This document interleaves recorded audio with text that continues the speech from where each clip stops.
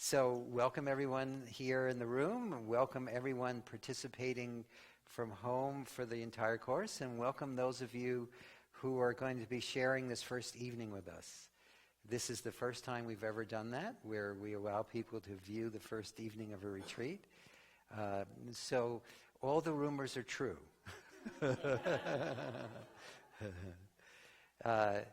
What we do at our retreats is we spend time doing two main things: discovering the truth of who we are and recognizing that which we're not.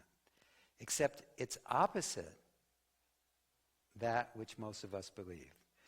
Most of us believe that what we can touch and feel and taste and smell, that our body, our mind, the world, is what's real.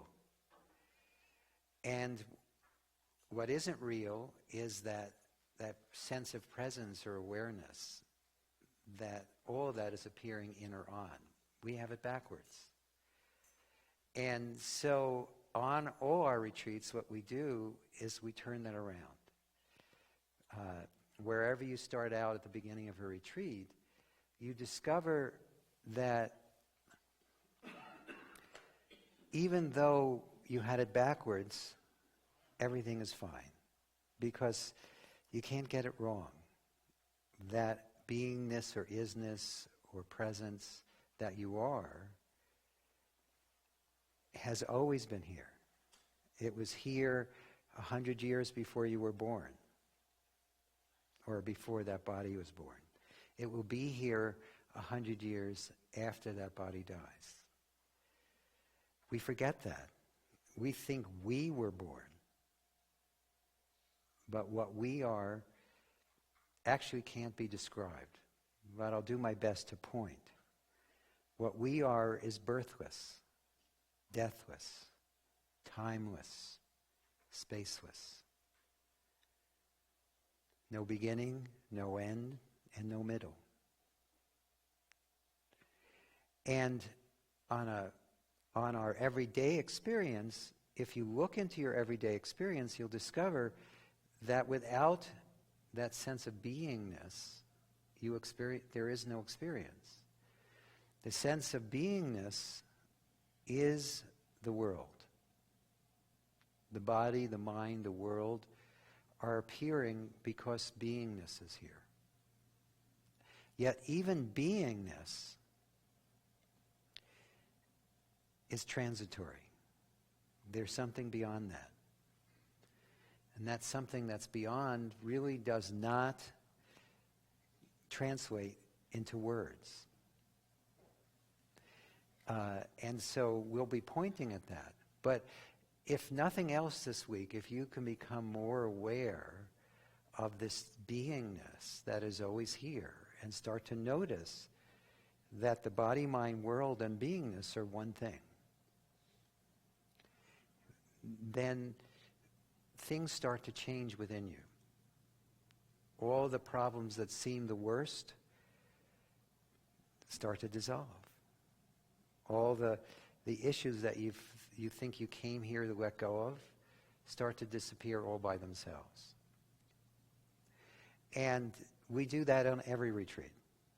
Now, what's unique about this retreat is what we'll be doing over this week is we'll be showing you how you can share this with others.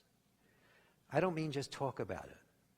In the past, what I've recommended you do is share your insights, your gains, your experience, and don't try to explain the method to the people, because it's hard to explain. But what I'm going to do is, to the best of my ability in this short period of time, is I'm going to take you through the process of how you can actually bring people into the experience of letting go and how you can support them in that. I'm going to show you, you'll get to peek behind the curtain. You'll get to see how this is all put together so that you'll be able to naturally start sharing this more in your life to the degree that you'd like to. In fact, I'm doing something another radical thing this evening. I'm giving everyone permission, both the people who are here tonight and the people who will end up watching from home, to actually share everything I'm saying. When in the past we've said, now please still, by the way, don't share anything personal that anyone shares in this room. Now, I know no one's going to share anything personal that they don't want everyone to know about with 700 or 800 people watching. But starting tomorrow morning, those are the people who are watching who decide to join us, and those who have already committed to the week should feel free to share anything they'd like. So that still remains sacrosanct. Please don't share anybody else's story. On the other hand, everything I'm going to be sharing over the next 6 days is something that is okay for everyone in this room and everyone listening to this and watching this to share. That's very different. I want you to use everyone who's here and everyone will participate from home, whether they realize it or not yet. Some of you don't realize that you'll be participating the whole week yet, but you may discover that by the time the week is over, the evening is over. You might say, that looks like fun. I think I'll do that. What I'd like you to do is use the recordings from this to hold groups where you go through the entire thing, so that you can all begin sharing the method in your office, in your church, in your synagogue, in your mosque, in your family, with your friends, everywhere. That's why this is peer-to-peer. Everyone will be helping each other. And the cool thing about helping someone with releasing is the more you help someone with releasing, the more you benefit. One of the things that a lot of you who are sitting here and are watching already know is that when you move in the direction of helping others, no matter how much you appear to be helping others, you're always helping yourself more. And the simple reason is there are no others. You may appear to be helping others, but everything that you experience is you. Your friends are you, and your enemies are you. Even politicians are you. Even this... Sorry.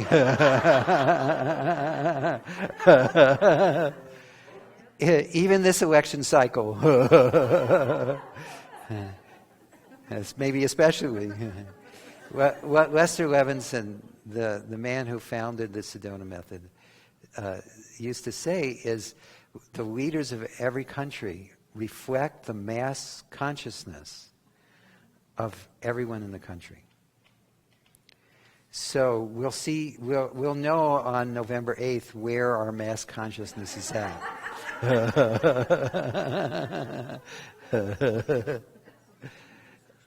And no matter who wins the election, everyone needs to know how to let go. If you haven't noticed, this planet has gotten more and more difficult to live in. It's getting hotter in the summer and in the winter. Now, if you live in a cold climate, you're probably celebrating the warmer temperature. But, for instance, if you live in Alaska and the roads start to buckle and you can't get anywhere, it's not as much fun, even though you might have a longer warm season. And those of us who live in zones that are already temperate have noticed that the climate is changing. And that's just one thing. The election represents the acceleration in the change that's happening on the planet. And in my experience, whoever wins will move us forward. It's part of what we all need. A lot of times in our lives, things happen not the way we'd like them to happen. Have you noticed that?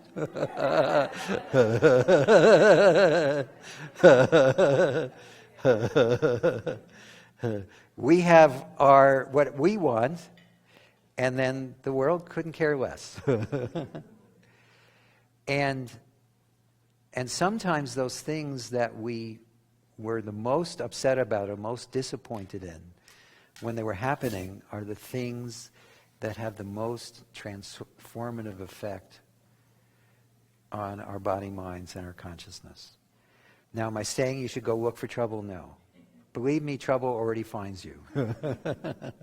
I don't advocate making things difficult for yourself just to grow. There's already too much difficulty as it is. So that's not what I'm saying. But I am saying that whatever happens in life is an opportunity for greater freedom.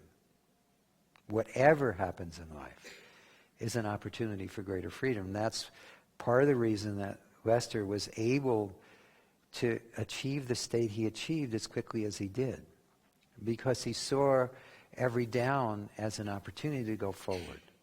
He saw it as an opportunity to grow. He actually looked forward to people challenging him, because what that did is it helped him see that there was still something to let go of. So he would probably love Donald Trump. Especially if he was on a one-to-one conversation with him. It'd be good releasing. So what we'll be doing, though, is, and by the way, this retreat, every time you come to a retreat, not only do you see more of the truth of who you are and discover the truth of who you're not, it's about letting go of your imaginary problems. Most of you don't realize your problems are just imagined. Now, why can I say they're imaginary problems? Because who you think you are is imagined. You think you're that person haunting that body. But both that body and that mind and your world are appearing in beingness. So whatever problem you're appearing to deal with at the moment is just the body-mind's problem. It's not yours. And yes, the body-mind has problems. It has things it has to deal with every day. I'm actually my house right now is under remodel. I have a funny story about that. Years ago, someone came to when we used to have an office in Sedona, a firefighter came to the office to find out more about the Sedona. No, actually, he had been doing it for a while. But he said that the reason he decided to learn the Sedona method is after years of being a firefighter and fighting all these fires and watching even people die, it wasn't anywhere near as stressful as building his home. So he decided that he needed something to help release the stress from dealing with the people his vendors. So, but whenever you come to a retreat, and especially this week, what I'd like you to do, we're going to do many partnerships, because what we'll do is each time we do a partnership, I'll add something to your tool chest of ways of helping people release. I'll explain how it works, how to use it. Then you'll experience it with your partner. But the only way this is going to work is if you really pick issues that are important to you.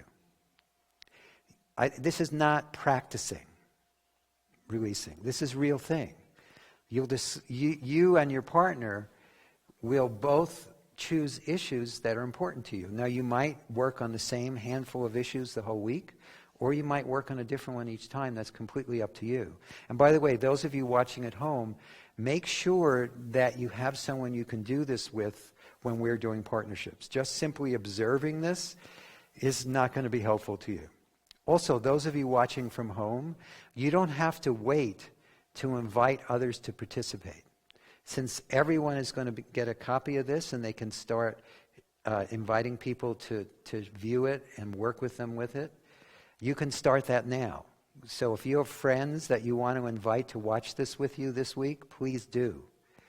The more the merrier. I already heard of at least one person who's organized a little mini retreat in Germany. I think he has 5 or 6 people who are going to be watching this with him.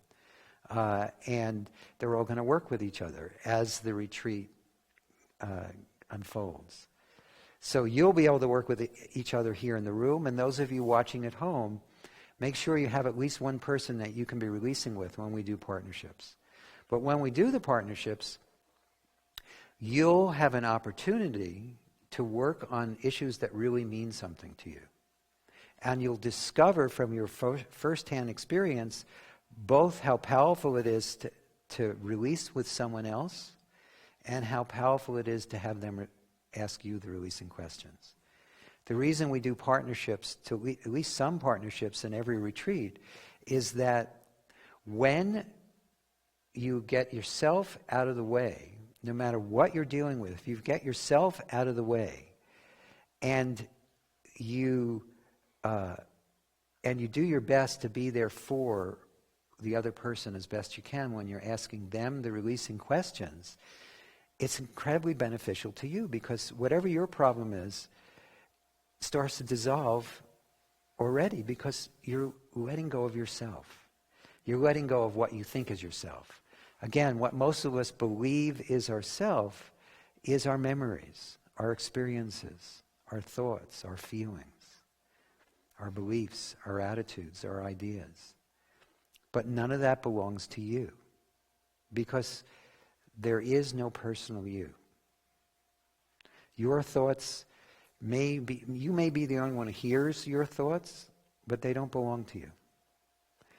They are simply sounds that are occurring in your head. That's all they are. And they're not as meaningful and as significant and as important as you think they are. And so when you release with someone else, you forget your problems. And in doing that, they start to dissolve.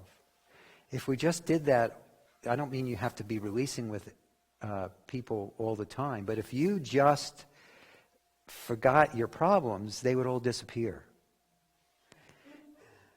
The reason that your problems persist is because you spend so much time and energy trying to understand them and fix them and change them and do something with or about them, which feeds them.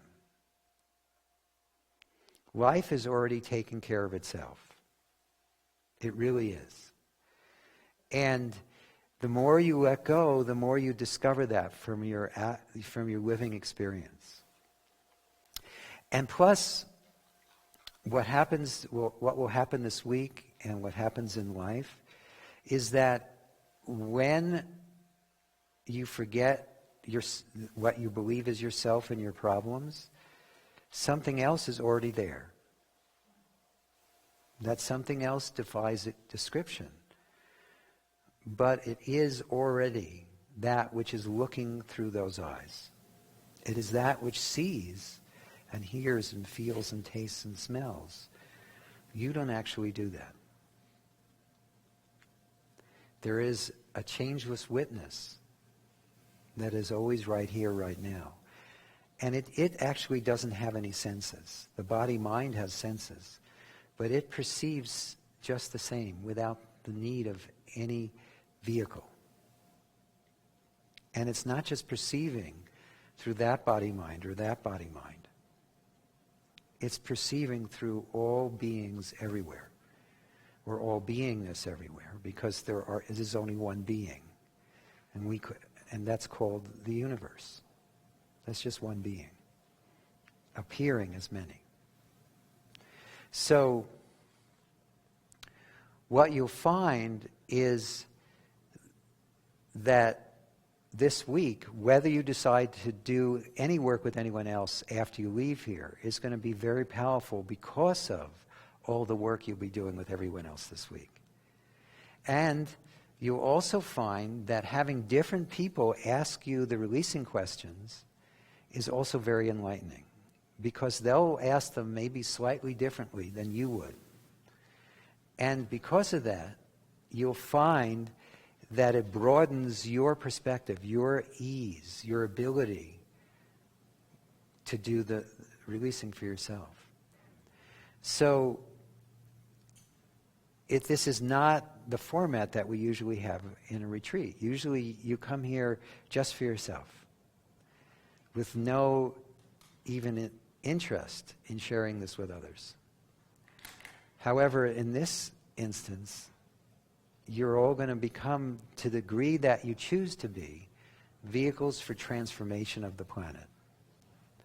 So if you're interested in, by the way, those of you watching at home, if you're interested in becoming, and you're not already signed up, if you're interested in becoming a vehicle for transforming the planet, in addition to helping yourself, you might want to join us for the rest of the week. But if not, just enjoy the evening. So, but the other thing that I noticed, by the way, is even if you never release with another human being, but you're doing releasing yourself, if you're rediscovering the truth of who you are for yourself, that is also transforming the entire omniverse. Because again, just like the leaders of any country are a reflection of the mass consciousness of that country, everything that you perceive is a reflection of your consciousness. So as your consciousness changes, the world changes. And it has a very positive effect. Very positive. And so, and by the way, we're just going to get into it tonight. We're often the first night of a retreat, I let people warm up to it, and I talk in generalities, and maybe we do a little releasing, or maybe not. But tonight we're just going to roll up our sleeves and get into it. Let's see if there's anything else I want to add. Any questions, either from home or from the people here, from what I've covered so far? Yes. No, by the way, grab the microphone. Oh, actually, let me grab it for a second. I just need to do a brief microphone training. So when you're in this room and you're speaking into them, oh, we changed the color of the... My goodness, is that your doing, James? Thanks. Anyway, when you talk into the microphone, you don't hold it here, you don't hold it here, you don't hold it here or out here. You hold it like this, as though you're about to lick a lollipop. But even though this is a new cover, please don't lick it. It's not hygienic, not just for your. It's not just for everyone else, but for you. So anyway, here you go. Do I have to stand when I ask the question? Yes, please. Okay. Will we be picking a new partner every day, or we just stick with one partner the whole week? Here's what I recommend. If you're working from home, it's probably helpful to work with the same partner, unless you formed a little group, or you form over the next 24 hours a little group. But while you're here, please work with as many people as possible, because it's easy for you to just continue to switch partners here. There's always some advantage in showing up live. Now, there's great advantages in taking it from home, too, because you can take it from home. You didn't have to pay to get here. You can sleep in your own bed, eat in your own kitchen, do all the things you usually need to do. But because you're here, please switch partners every time, including those of you who are married to someone in the room or in a relationship with someone in the room, or husband, wife, father, daughter, son, whatever. Release with as many people as possible. I have another question. Sure. Where do I put the microphone after I'm done with it? What? Where do I put the microphone after I'm done with it? Say that again? Where do I put the microphone after I'm done with it? You can either hold on to it while I see if there's anyone else who want to speak, or you can put it up in the front. By the way, there are no mic runners here, so be conscious of who has their hand up, and if you're wanting to speak, be responsible for getting your microphone. That doesn't mean you always have to come up. Usually people will pass it to you. But if they're not, just get up and grab one. Okay? So who else has a question about anything I've covered, or how the week is going to unfold? Going once. Going twice. Okay. So, by the way, tonight we are going to be we don't always take a break the first night, but we are going to take a break. Let's see, we started at 7, so on this clock, 8, we're going to 9:30. So will someone signal me at about 8:15? Someone like Annie or Tim? Or someone else. So it doesn't matter who. Someone, oh, you're going to do it? Never mind. Doug volunteered. He's going to take care of timing. You've got your hands full over there. What's that? Okay. Yes, by the way, those of you at home can leave your phones on, but those of you here, please check to make sure your digital devices are turned off. Unless you're expecting an emergency call from a family member or your business, please turn it off, not even on vibrate. And by the way, there's no.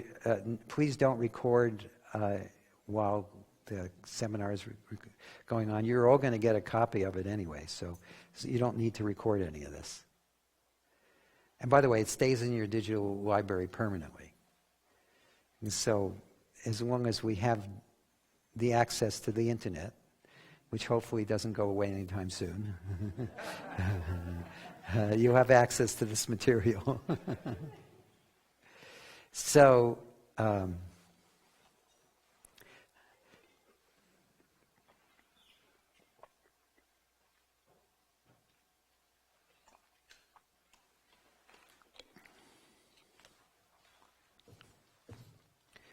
so I think what we'll do is we'll just, is this the materials? Yes.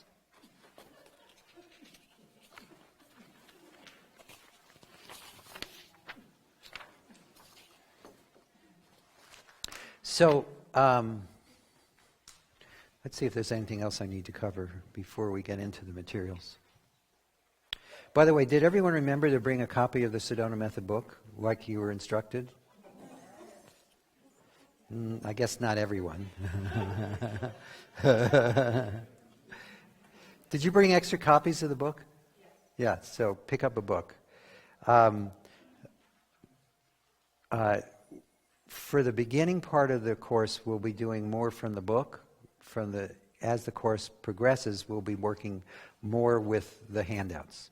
Except there's 2 handouts that we're going to give out tonight. And by the way, those of you watching at home should have all the handouts, and you should also have a copy of the book. Those of you in the free view, you get the handouts. The 2 handouts we'll be working with tonight too. And you'll find they're incredibly beneficial to use even if you never do the rest of the training. So the 2 handouts we'll be working with tonight are the peer-to-peer releasing procedure and the after peer-to-peer releasing procedure. So first let me explain where they came from. Those 2 procedures, by the way, the after procedure used to be only available to Sedona Method instructors. At the time, there were no Sedona Method coaches. When I got mine, it was marked secret, it was numbered, and I had to agree to return it if I lost the right to continue to teach the Sedona Method. So one of the first things I did when I took over as director of training of the Sedona Method back in the early 90s is I realized that this procedure was so powerful, I wanted everyone to have it. So it's now in the Sedona Method book, and it's in the Sedona Method audio program, the super course. And we'll work with that second. The other procedure is what you do before you do a facilitation. That one didn't feel appropriate to put in a basic training or in the book. But we'll go over that first tonight because it's very powerful. And it's when we do the pre-facilitation procedure, you can do this before you go to a business meeting, before you meet with your husband, your daughter, your wife, your son. It's something you can do in the beginning of every day. It's a way to get yourself out of the way so that you can be more fully present and more effective at whatever it is you're about to do. And it's very, very powerful. And it's also a way for you to start getting yourself, if you are actually going to be releasing with someone, it's a way for you to start getting yourself out of the way. Now, by the way, if you get yourself out of the way in life, everything you do is easier. Everyone in this room and everyone watching at home has had experiences where they were just in the flow. It didn't feel like you were doing anything really, but things were just happening spontaneously or naturally by themselves. It may have been in a sporting event. Excuse me. It may have been watching a sunset. It may have been making love. There are so many times in life where that sense of separation, that sense of there's a me here and a you over there, disappears. And when that happens, you're actually glimpsing or becoming more self-aware of the truth of who you are. And it's natural. It actually happens throughout the day, but we ignore it. We're so obsessed with keeping busy. We're so obsessed with entertainment. We're so obsessed with Facebook and Twitter and Instagram and all the other ways of interacting socially online and everything else that we do, television, movies, that we don't really take time to just let ourselves be aware of beingness. So what you'll find is that if you do this procedure in the beginning of the day or beginning of an event, it will help you put that awareness of that which you truly are in the forefront, and it makes it more effective. I used it, for instance, when I was selling commercial real estate. It made a huge difference. I used it when I was, throughout my life. It just became, I was precocious. I took the basic course in November of 1976. I took the advanced course in January of 1977, and the teacher's training in February of 1977. Annie, weren't you on all three of those courses too? You weren't listening? I know you were at least on...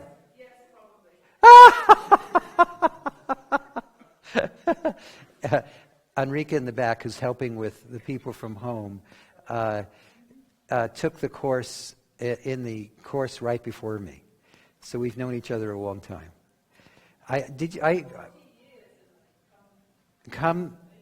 What's that? In just about a month. It'll be 40 years Annie and I have been doing this. It's been a while. So, at any rate, so I've had these two procedures. By the way, they've evolved a little bit. I've added things to them and expanded them, made them maybe a little more user-friendly. But I've been using both of them since 1977.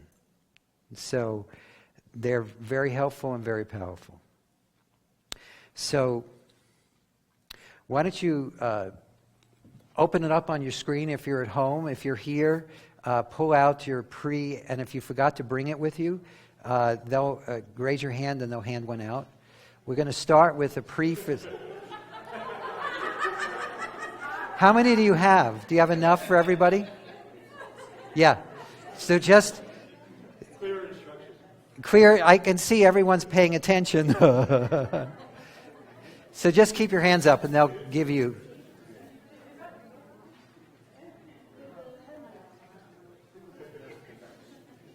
So while they're doing that, those of you watching at home, make sure you open it up on your screen.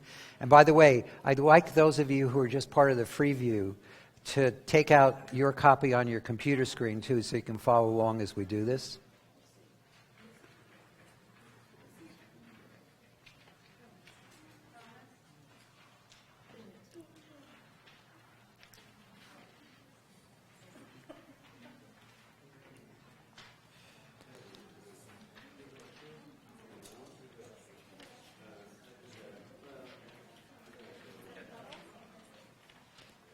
So does everyone have a copy now?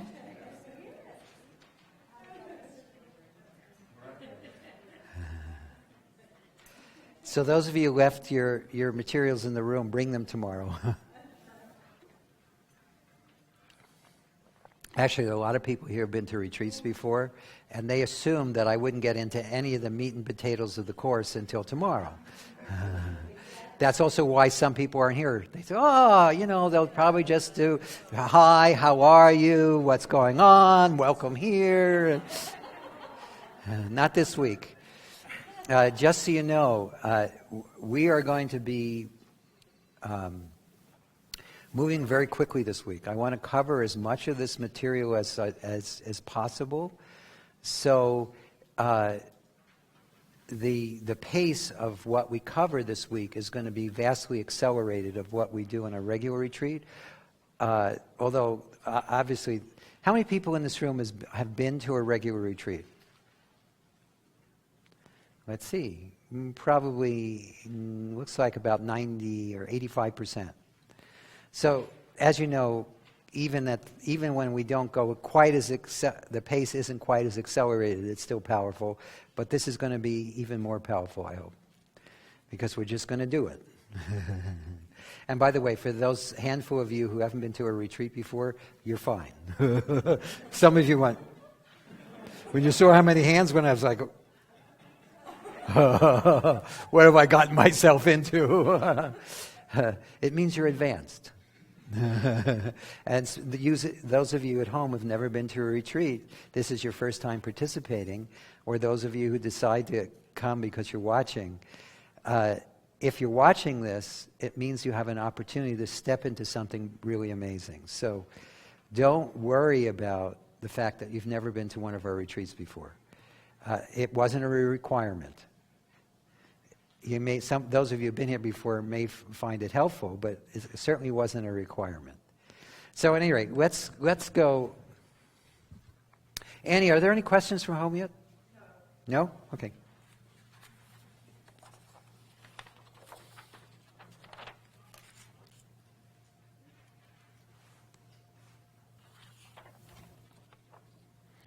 So I've already gone over in much more words the purpose of this procedure. It's basically a tee-up for whatever you're about to do. Whether you're about to go into a business meeting, you're about to sit down and release with someone, you're about to go have a meeting with your spouse that you might be a little concerned about how it's going to go. You're about to start a therapy session or a counseling session or a coaching session.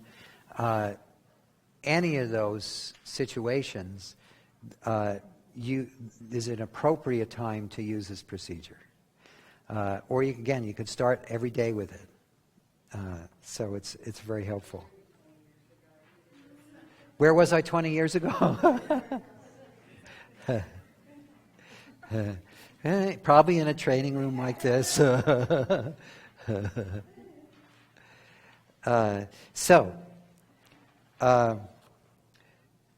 So the first step is to basically clear the space, clear whatever's going on. If you're stressed about something else, put it down. If you're anxious about what's about to happen, let it go. If you're not feeling enthusiastic about what's next, let that go. Whatever it is you're holding on to, basically the first step is to let it go. So now that's not new. And you've heard me say that. If you've done any work with the Sedona method before, you've heard me talk about this before. So you're probably already doing that to some degree before you start things. Or you do it in the middle, when you forget. But anyway, the important step here is, and it's especially important if you're going to release with another person, is to not add your stuff to their stuff.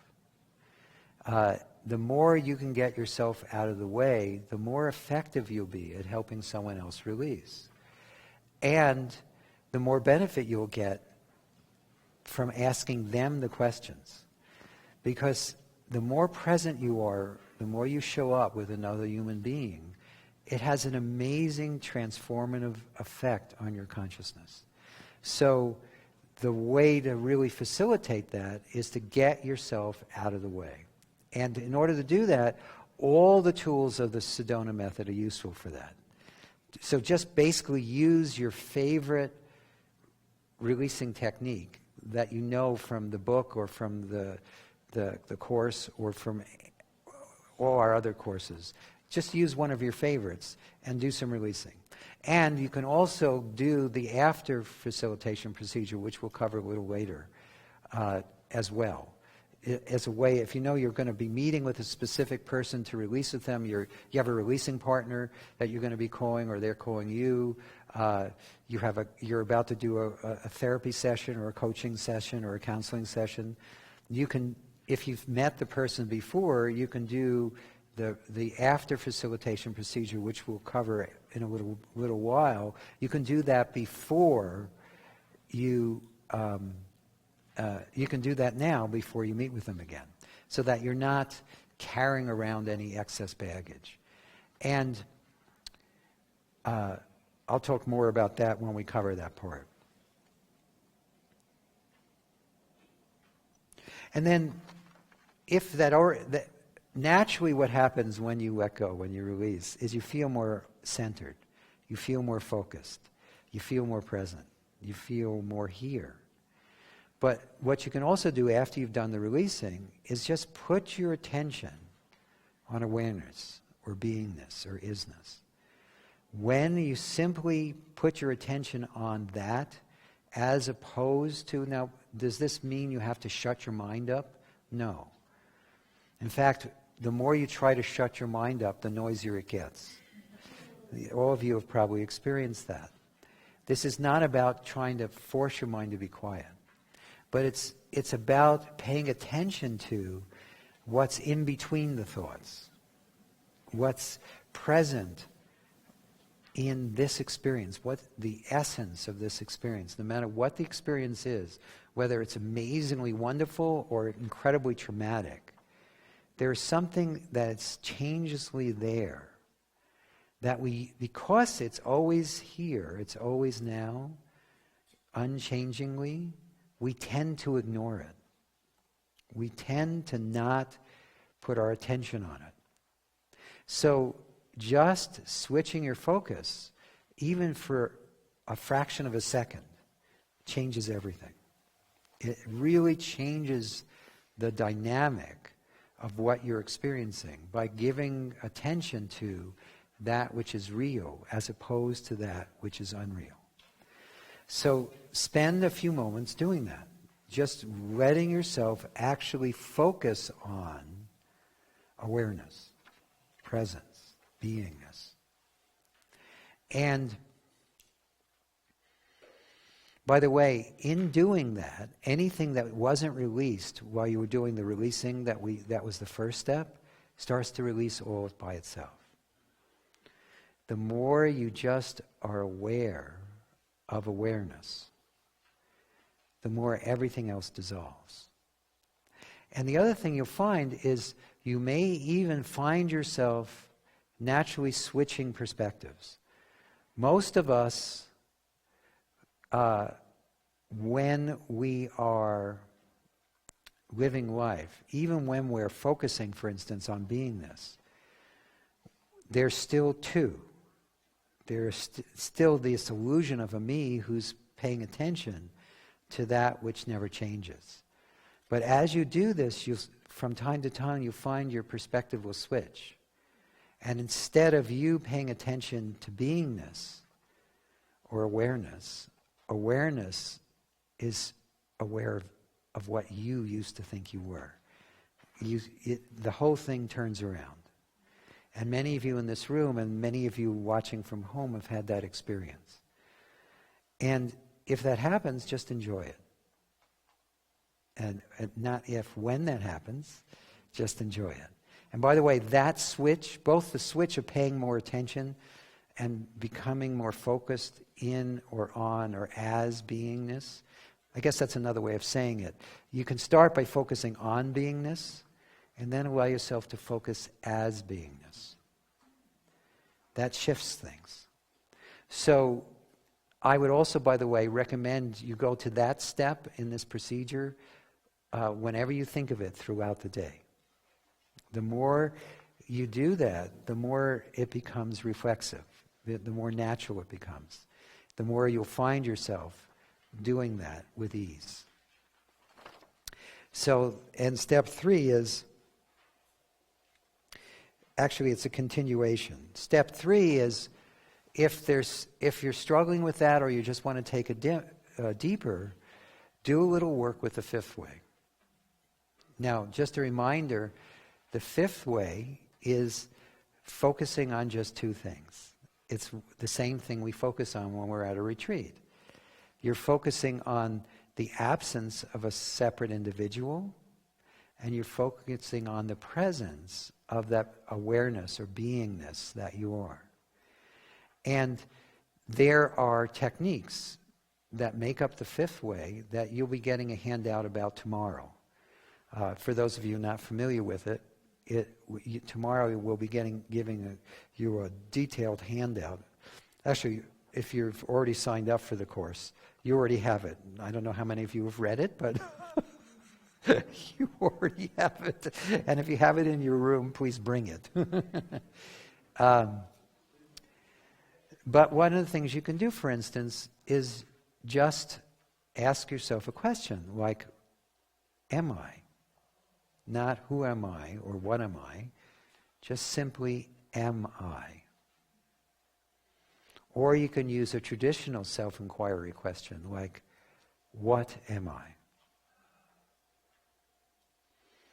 So, actually, because I've been talking a lot, and just to change the focus a little bit, everyone turn to the person on your right or your left, and we'll do 1 or 2 of these techniques so you can experience them directly. Now, those of you watching at home, if you don't have a partner you can work with, we're only going to do this for just a couple of minutes.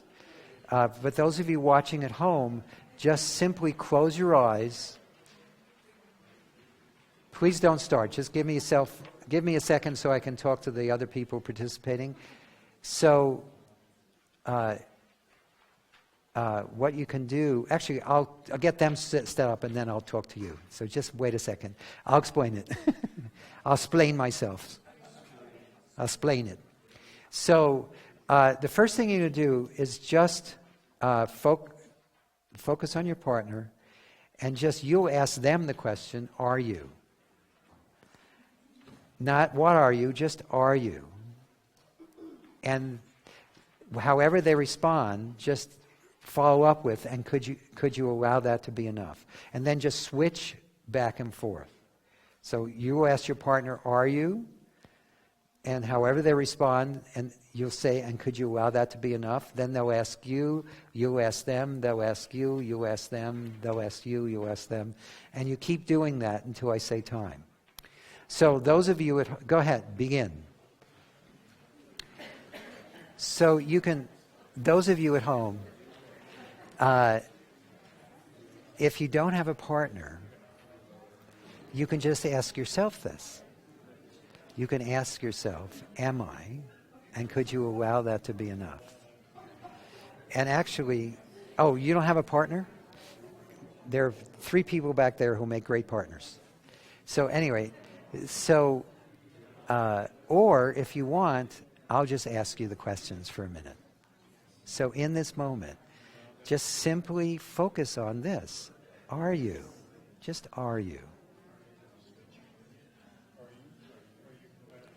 And could you allow that to be enough?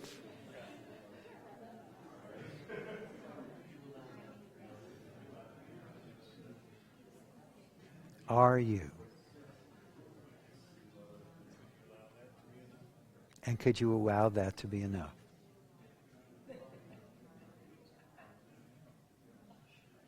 Now, remember, I'm not saying what are you or who are you, because you can make up a whole story about that. Just simply, are you?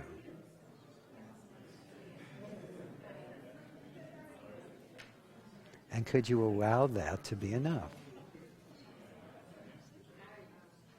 Just for now, could you allow that beingness or isness to just simply be?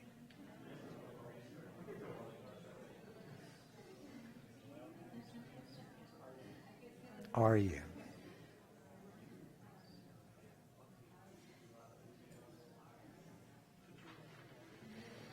And could you allow that to be enough?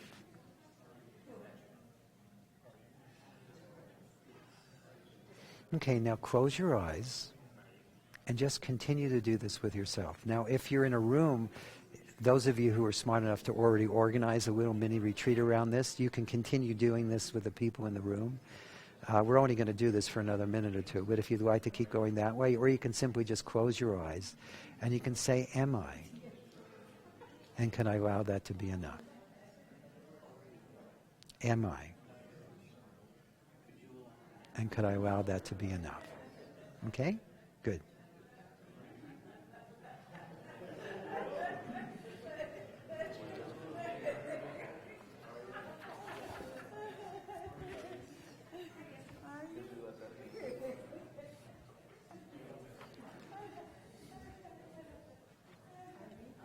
So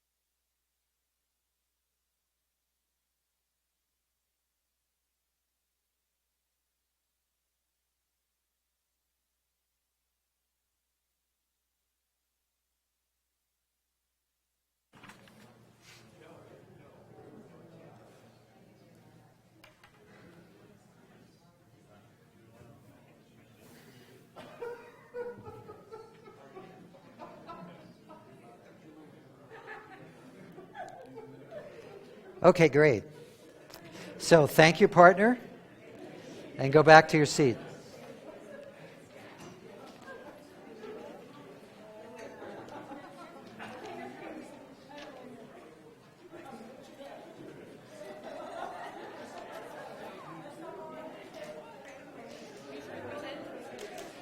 So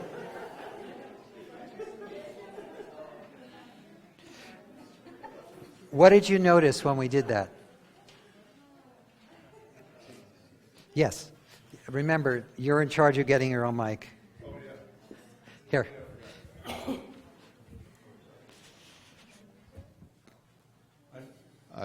I noticed that if you didn't say exactly the words you said, it completely tripped me up and I didn't know what to do. Okay. So, I mean, I think just the expectation of the whole thing. It took me a little bit. He kept saying other stuff, and so finally, when I knew he was going to, I could let that go. But yeah. I mean, my first thing was, "That's not the exercise. You're not doing that right," and which I think is kind of neat because there's going to be a lot of that. Right. No, I mean my own expectation of what everyone's supposed to do, and if they don't do it, then and so I'm really glad that I saw it very, very first thing, so it's something I can let go of. Yes, and again, the people are just in case you haven't noticed, people do what they do. They don't do what you expect them to do. Damn it!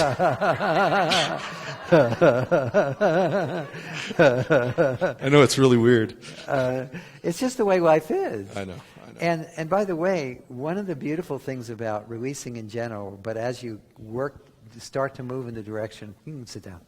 As you move in the direction of helping others, is you find you naturally become a lot more accepting of yourself and the world.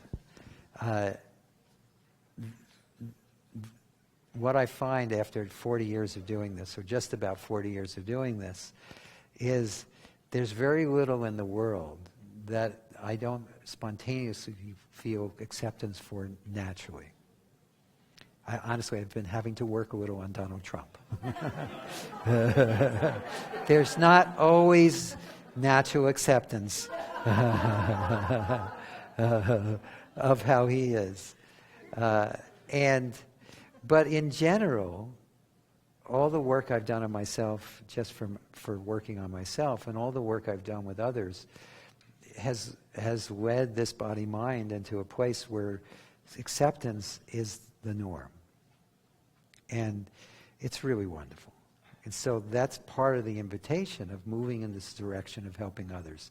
And that's also part of the reason that I decided to just give the peer-to-peer course the way we're doing it. Inviting people from home to watch and participate, inviting you to be here, but also telling you to just go out and do it. Because I'm just one person. And I'm certain that over time, I may lose interest in doing this. I'm so content with the way life is, moment to moment. I don't even really have a strong desire to do this anymore, even though this is my favorite part of the year. Still, one of my favorite parts of the year is when I do retreats, is when I do this work. I still love it. But even that's falling away. So what I wanted to do with this course is empower everybody to start helping everybody else. Because that's a way this can really start to spread organically, naturally, one-to-one, peer-to-peer, to have it start going out to everyone. So, and I want everyone to have the benefit that I've had. After almost 40 years of helping others, again, I took it only took me 3 months to get to the teacher's training, 4 months. And I decided, at the moment, there is no teacher training or coach training, although if I ever decide to do one, this course we're doing now is one of the prerequisites.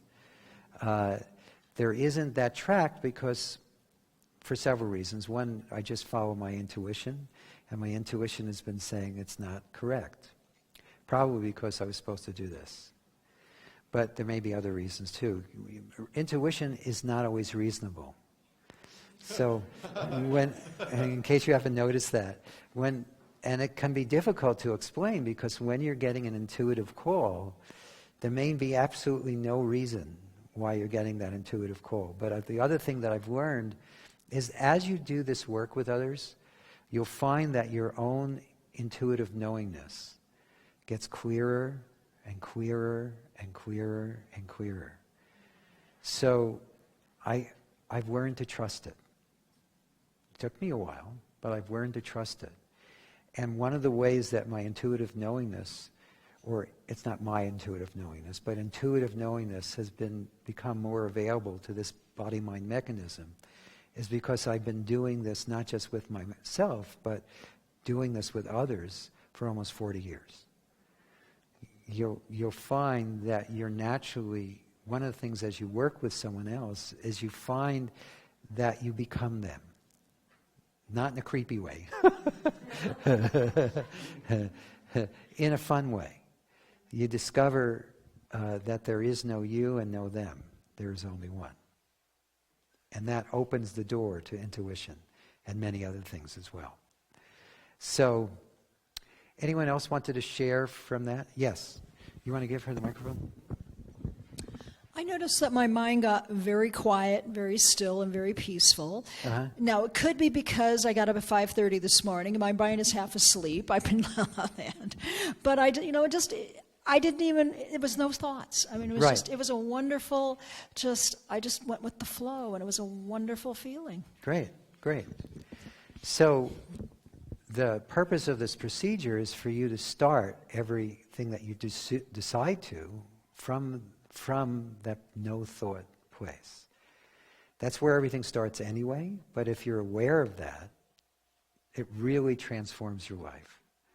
Because the quieter the mind is naturally, the clearer it is. It doesn't mean you have to try to shut the mind up. That just makes more noise. But you'll find as you let go, especially as you help others release, that your mind gets quieter and the remaining thoughts get more and more positive.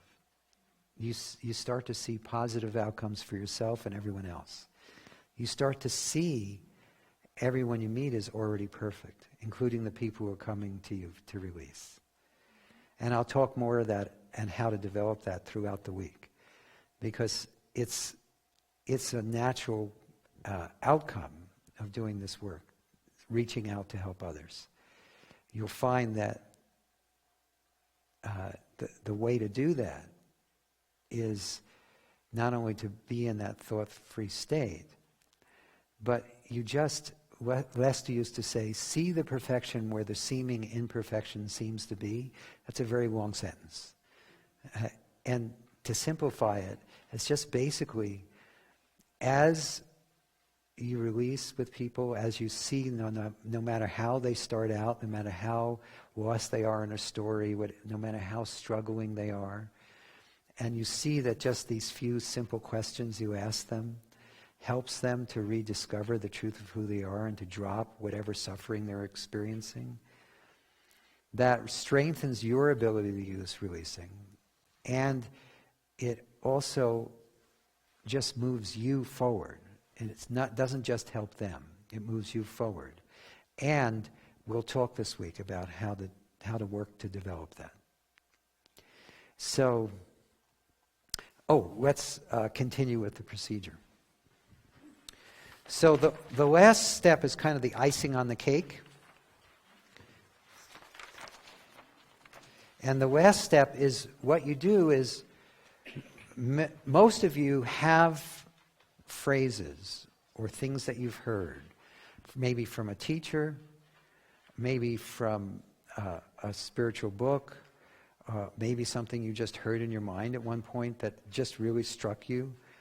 But these phrases are triggers. This whole illusion that we call life is very much affected by our thoughts and feelings. And so if you use a trigger phrase that triggers this thought-free state, that triggers that which you naturally are, it's a way to help deepen it. It's a way to help solidify it. It's a way to help anchor it. And I'm going to go through a couple as possibilities, but you all may find that you have your own. And it's totally fine to use your own. You don't have to use these. These are just some examples of the kind of phrases you can use. So I only have some of these memorized, because some of these I've used before, but so you can do something simple, like I open myself to my full potential, or I allow myself to be fully present, or I allow my beingness to be, or just simply I am I. Or Lester used to say, you can use, when you focus, this is an aside, when you focus on beingness, it actually takes you beyond beingness itself to your natural state. Even beingness, because it's a positive thing, it has a negation. If you have being, you also have not being. And so there's something even beyond beingness. But beingness is basically that sense of amness. And it's something that everyone listening to me at home and everyone in this room cherishes, that sense of amness. And it's present in every experience. Unfortunately, usually it's mixed up in all the other things that we do, and so we lose track of that amness. But even that amness, or that beingness, is just a taste. It's where infinity touches your world, your experience. And so if you pay attention to it, it keeps pulling you in more and more. And finally you discover you're looking out from that, or as that. But another thing you can simply do is simply repeat, I. So let's actually do that one together, because that's pretty simple. And remember, whenever we do an exercise here, I highly recommend that you do it at home as well.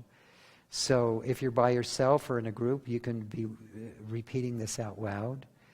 So basically, it's just repeat after me, and it's going to be very hard to remember, because it's obviously a word you hardly ever use. But the way we usually use the word I is to describe what we're not. But when you focus just on that word and you repeat it a few times, or you meditate on it, what happens is you start to discover the real I, that which is beyond the one that you have associated with your body, your mind, your story, your beliefs, your ideas. So let's just do that together. I.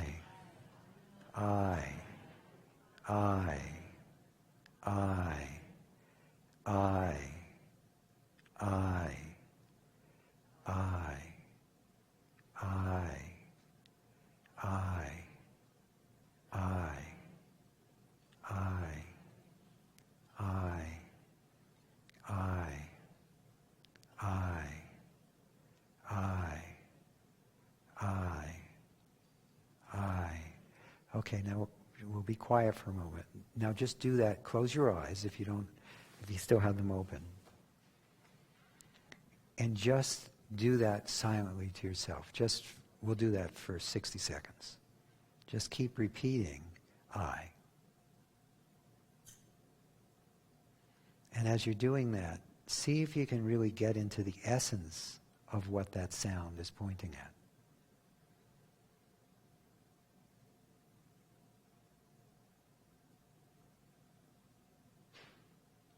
Allow it to pull you in.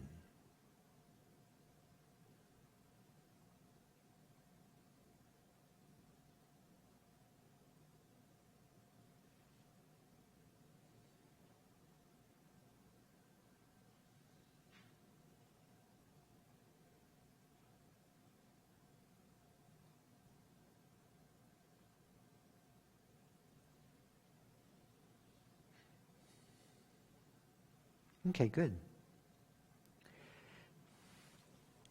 So when this procedure was first given to me, there was only one phrase, and you were only allowed to use this one. And this one is, I am the infinite beingness of the universe. Omniscient, omnipotent, omnipresent. Actually, I've forgotten it because I always change it. Oh, it is, now that's good. It's all perfect. So be it.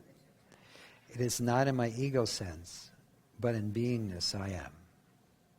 That's a lot of words. But it's still very, very powerful. This one is what we used to use as when we first learned how to be instructors. We use this particular phrase. And the reason I've moved on to other ones is because it's still talking about the phenomena. Even the infinite beingness of the universe is still phenomena. What you are is beyond all phenomena. But if you resonate with this, use it. It's very powerful. So, and this one, I am effortless, choiceless, pure awareness, expressing as bliss. The vast, changeless background that surrounds and interpenetrates all that exists. And sometimes I put in all that appears to exist. And then this last one is based on a mantra in one of the Upanishads. This is the English translation. But I've added a line at the very end because I didn't feel it went far enough. So let's do this one together too. We'll do this one out loud a couple of times. So, I am the all. I am the all in all. I am the one in all. I am the all in one. I am the many. I am nothing at all. So let's do that again. I am the all. I am the all in all. I am the one in all. I am the all in one. I am the many. I am nothing at all. Because even when even when your experience is I am the all, that's still a limitation. So that's why I added that last phrase. Did you have a question, or are you just waving? Oh, you're telling me the time. Oh, that's perfect. This is a perfect timing. So, I already have an assignment for those of you who are participating from home or choose to participate from home. Please do this before every session. So do this in the morning before you come here. Do this in the afternoon before we begin our afternoon session. Although those of you watching from home, I know someone's watching from Singapore. And so it might not be morning or afternoon. It's obviously going to be a different time zone. It's going to be reversed probably. So in a second we're going to take a break. And I have a request. Those of you who've been to retreats before or who are licensed coaches and instructors, James is going to do a brief recording for the people watching at home so that they can hear about what your experience has been releasing with others and or just attending retreats. So obviously, if this is your first time, you just go pee. And there'll be plenty of time for those of you who choose to share to pee too, but as many people as possible would just come to James now. And I want to, again, what I'm trying to do here is invite those of you at home who haven't yet signed up for the course to participate. This is going to be an amazing opportunity. And by the way, I do retreats 4 times a year, but this is probably going to be the last time I do this retreat. I think because we're recording it and because I'm asking everyone to share it with everyone else, I probably won't do it again. So if you're on the fence, this is the time. So, yeah. Yes, it's now or never. But at any rate, so those of you who have to pee right now, go pee fast. Who are willing to share, but if you can hold it in for a minute, I'd like the full 10-minute break or so to be people sharing, to encourage people at home to participate. So please do that. I'd really appreciate it. So we'll start again at 8:30 on that clock.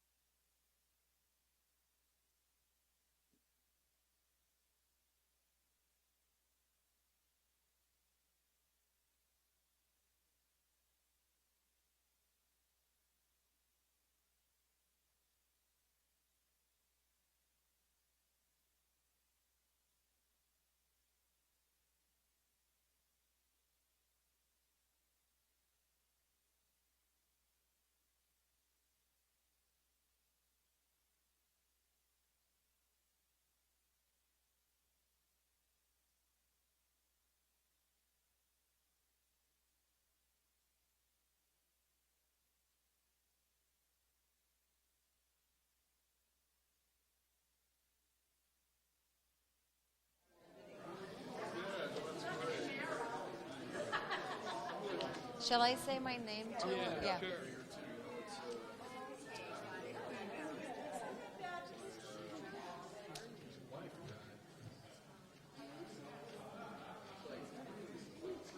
Ready? Hi, my name is Sonia, and I just wanted to let you know about my experience with the Sedona method and with the retreats. I've been doing a coaching training. I've been doing a bunch of other retreats here in Sedona before. And every time I come, it's just this huge opening, and there's always something new to learn, always something new to let go of, and it's almost like you're an onion, and there's like all these layers, and each time you're here, there's another layer that gets peeled off, and it's just, there's so much freedom, that comes from being here, and there's so much heart opening that comes from being here. So just the heart opening with yourself and with other people, and so I love it. I recommend it, and I think if you're on the fence, I think you should make the jump.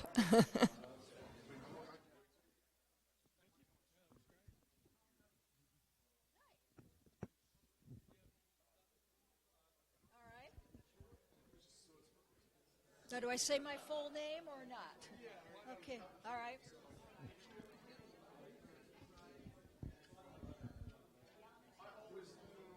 Okay, go. Okay. Hi, I'm Catherine Clift, and it's because that I came to one of these retreats that I found out about life coaching, and I'm now a newly certified life coach based on the law of attraction. And I'm really excited about transforming people's lives, and I'm already doing that. I had a client just this week that was struggling with a physical leg ailment, and she had all this fear coming up that it wasn't getting any better, and she was just beside herself and just really emotional about it. And I used the Sedona method to help relieve some of that stress, and she's already given me feedback that she's feeling so much better. And I'm hoping that she's on, watching this retreat today, because I did share the link with her. And these retreats have been phenomenal. I come home flying high, and so powerful. I can't say enough how these retreats have just changed my life. So again, if you're on the fence, this is an opportunity of a lifetime.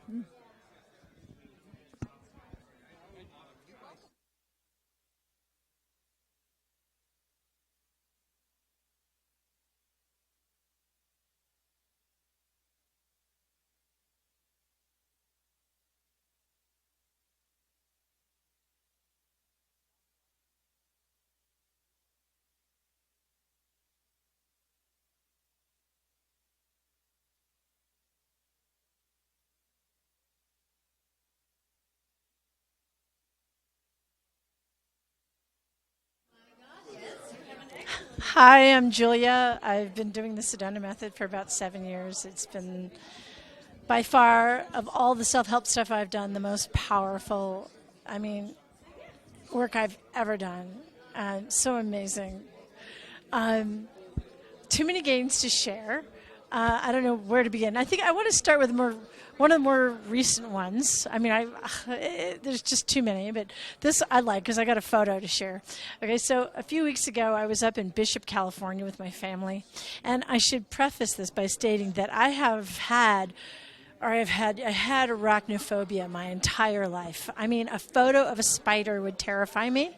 Okay, so I was just thinking that I need to release that aversion. That was just something that, I don't know. I was a spider murderer, I haven't been murdering as much, but yeah. Anyway, so I'm in Bishop, and I'm attending this county fair, and there's this little 7-year-old boy holding a tarantula, this huge Chilean rose spider. So I released, and I released, and I released, and I was able to, I don't know if you can get this in the screen. So anyway, okay, that's me. That's like a month ago or 3 weeks ago, overcoming a phobia on the spot. Okay, I thought that was pretty powerful. Yeah, so yeah, that was one. There's other stories of like other little miracles that have happened as a result.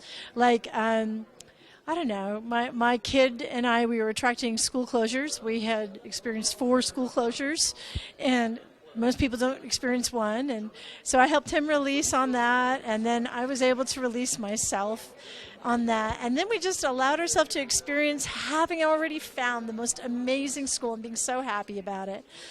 And then I heard about a great school, but I also heard it was likely that this is like a school you got to win the lottery, and it's not likely you're going to get in. But I allowed myself to just let go of that fear, and I I don't know.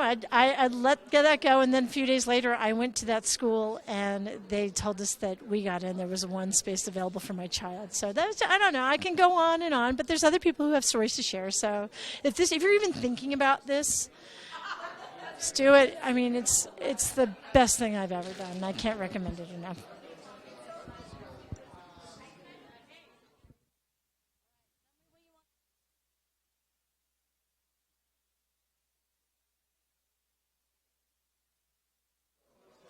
Yes? Go? Okay. So, hi, my name is Marilyn Mull. I am a licensed clinical social worker and a certified Sedona Method coach. I've been doing the Sedona Method for about 14 years. It is hands down the most amazing tool I have ever learned personally and professionally. It has transformed every area of my life, and I have the great good pleasure of working with clients and helping them discover the truth of who they are, and this is truly a wonderful opportunity. So if you are on the fence, give it a try. Even remotely, it's extraordinary. And find yourself a good coach, a good releasing partner, enjoy this, and your life will never be the same, more than you can imagine. Thanks.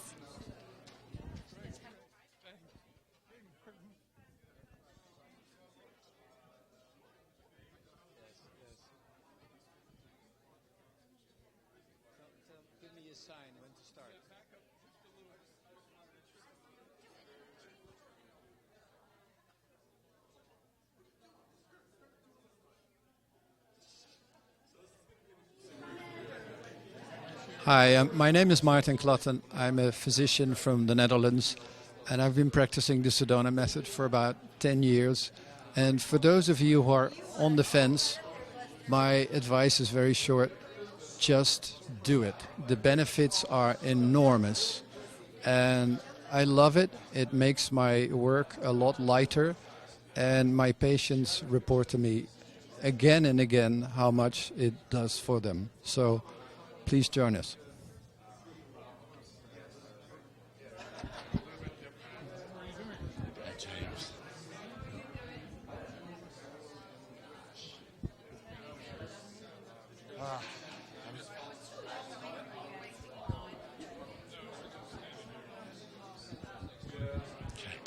I'm going to try not to cry with this, but I don't know. So my name's Doug, and 6 months ago I had a stroke, and I've been doing the Sedona method for probably 10, 11 years, and I always thought it was an amazingly powerful thing. I've been a mental health counselor for the past 35, 36 years, and I know a lot of different things from a lot of different cultures. Sedona method has always been one of the most important things, the most powerful strategies I've used with myself.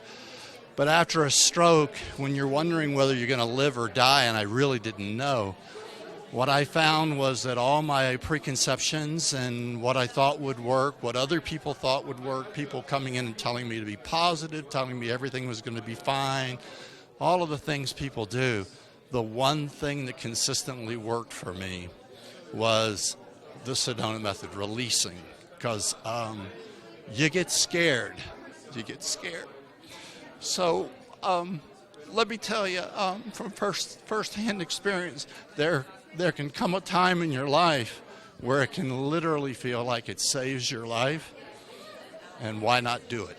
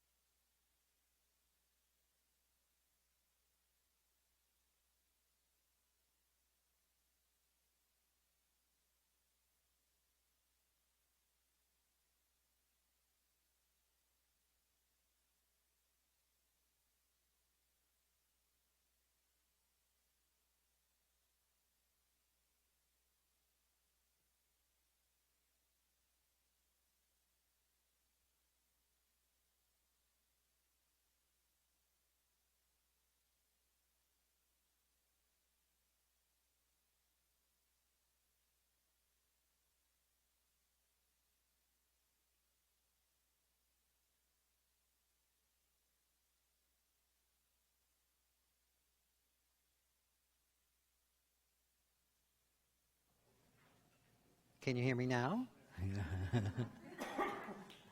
So, a few logistics before we do the next procedure. First off, when you come back in the morning and also after the afternoon break, please sit in a different seat. Because those of you here, I'd like you to.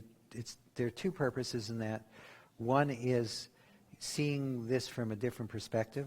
When most of us, when we go to a seminar or go anywhere, we always do. Once we find a comfortable groove, we stay in it. And if you stay in the groove, you miss life.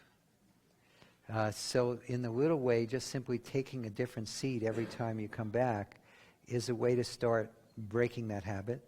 But also, since we'll be doing partnerships as best we can, we're going to do 2 partnerships every session. So we'll do two tomorrow morning, 2 in the afternoon, and so on through the rest of the week. There may be some times when we only do 1, but we'll see. So we'll see how it unfolds. But and every time we do a partnership, it's good to try it with a different person, so that you're experiencing it with many different perspectives.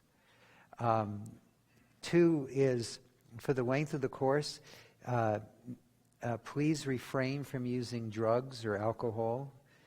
I'm not saying there's anything wrong with drugs or alcohol, but when you're doing this type of work, they make it more difficult. Now, by the way, if you're on a prescription medication, please don't change it. I'm talking about recreational drugs or alcohol. When you're on a course like this, you're trying to really transform your consciousness, and you're really also wanting to allow for issues to come up and surface, and you want to be able to feel what you're actually feeling. And all those, the reason we use drugs and alcohol is to get away from that. So please refrain from using drugs and alcohol. Also, in those of you at home, this obviously doesn't count, but those of you here, please do an internet fast. Stay off of Facebook, YouTube, Twitter, all those things. Now, am I going to police this? Of course not. These are just guidelines, things I suggest you do to get the most out of the course. Do you have to do any of these? Of course not. I'm just suggesting some things that you'll find will be helpful. Those of you in this room, you're staying in a hotel room or in a place where probably a television is very available. So I would also recommend this week that you don't watch TV. Except, again, of course, if you're watching your television at home in order to do this, there's no way around it. Unless you've even more advanced than I thought. Where you just go like this. Then you don't need this course. So, please follow the laws of whatever country you're in as the course is unfolding. And those of you coming into the room, please don't use colognes or perfumes. Deodorant is a good idea, but colognes or perfumes, sometimes it's a little overwhelming to people. Also, this room, they're very protective of their carpet here. You might not know it looking at it, but actually this room has been a meeting room that's used often for many years, and before that this room was a church. So the carpet is a little worn. But they want to have it, it's a nonprofit organization, the people run this, and they want it to last as long as possible. So please only bring water into the room. Please eat outside and drink your coffee outside or your tea outside. Don't bring that into the room. Also, when you leave at night, please, when you're in the room, please wear your name tag. When you leave, please leave it on the table so that Thomas and Morissette can know who's present and who isn't. Because if you don't show up, we may call you just to make sure you're okay. And I don't want them to be calling people if you just forgot to you forgot your name tag. Okay? So let's see. Oh, and as you're doing this, this is a more general thing of how to get the most out of the course. I've already mentioned, please, as you're doing partnerships this week, work on issues that are real to you.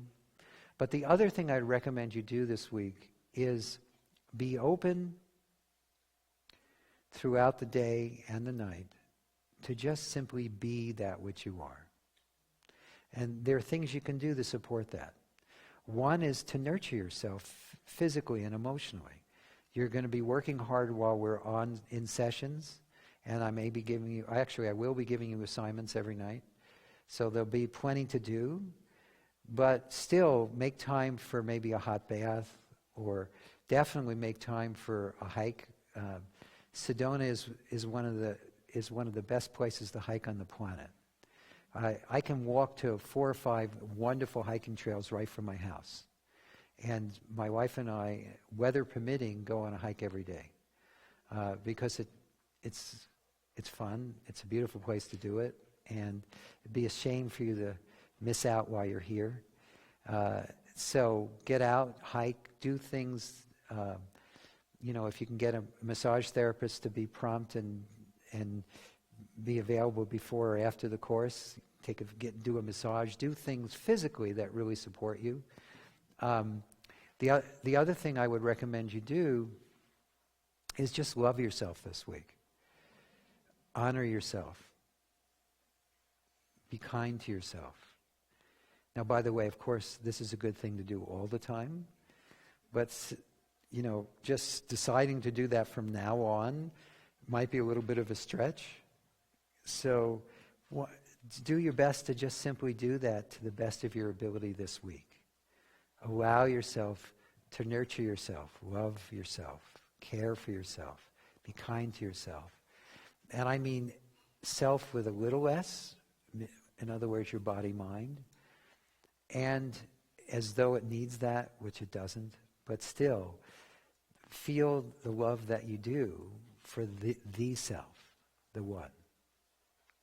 And so take breaks throughout the week to just be that which you are. And again, all these assignments are something I would highly recommend you do throughout your life. But again, when you make a commitment to do something like that, to say I'm going to do that from now on is setting yourself up to fail.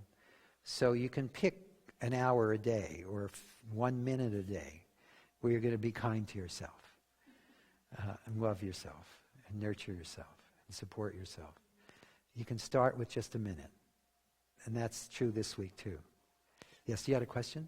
Do you want to just want to pass the mic?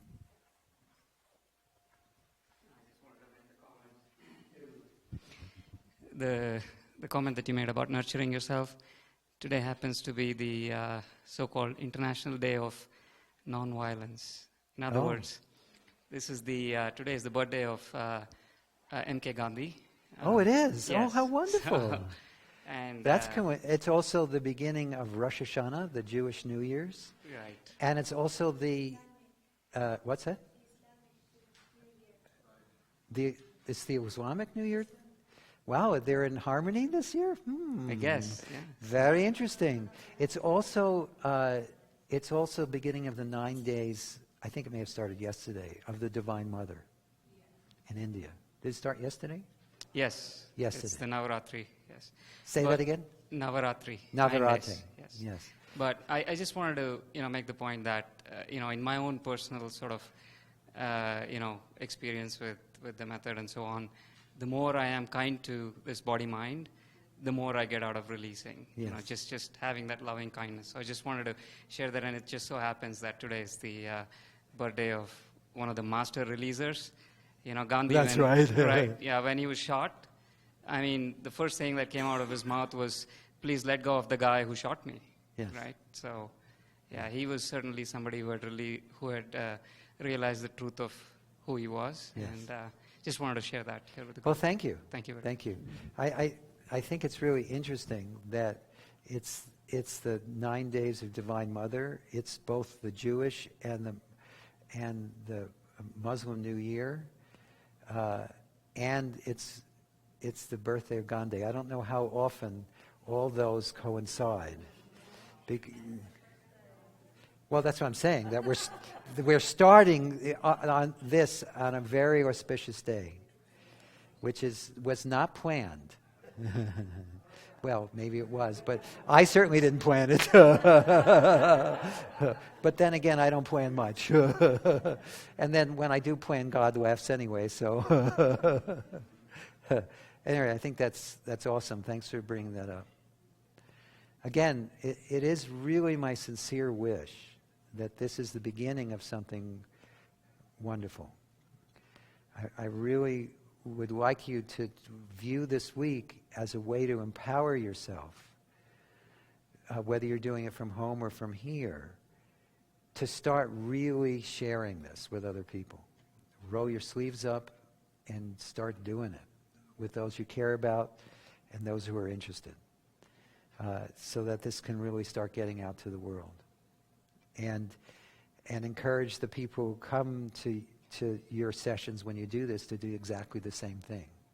And they'll do that with the people they do it with, and so on.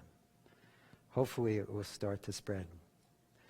And we won't have to wait for holidays to celebrate nonviolence or the Divine Mother or the New Year, because the New Year happens every moment. It's always new.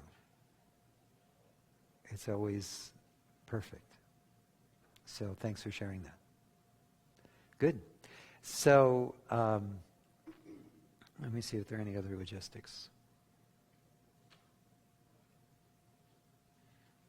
Those of you who've been to retreats before, did I miss something important?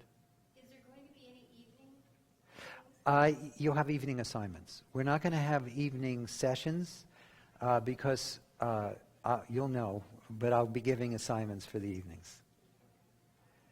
And by the way, those of you participating from home, since you're also living your life, if you miss a session, you can always watch it later. So don't worry about it. Also, because we're having people participate from all over the world, so if you miss an evening assignment, so what? Just do the best you can. The good news again is this is being recorded, so you can watch it over and over and over again. Hopefully each time you do, you'll start inviting more people to watch it with you. So I think those are the only enough guidelines. So let's do the post facilitation procedure. So again, I guess raise your hands again if you don't have that with you. And we'll hand those out too.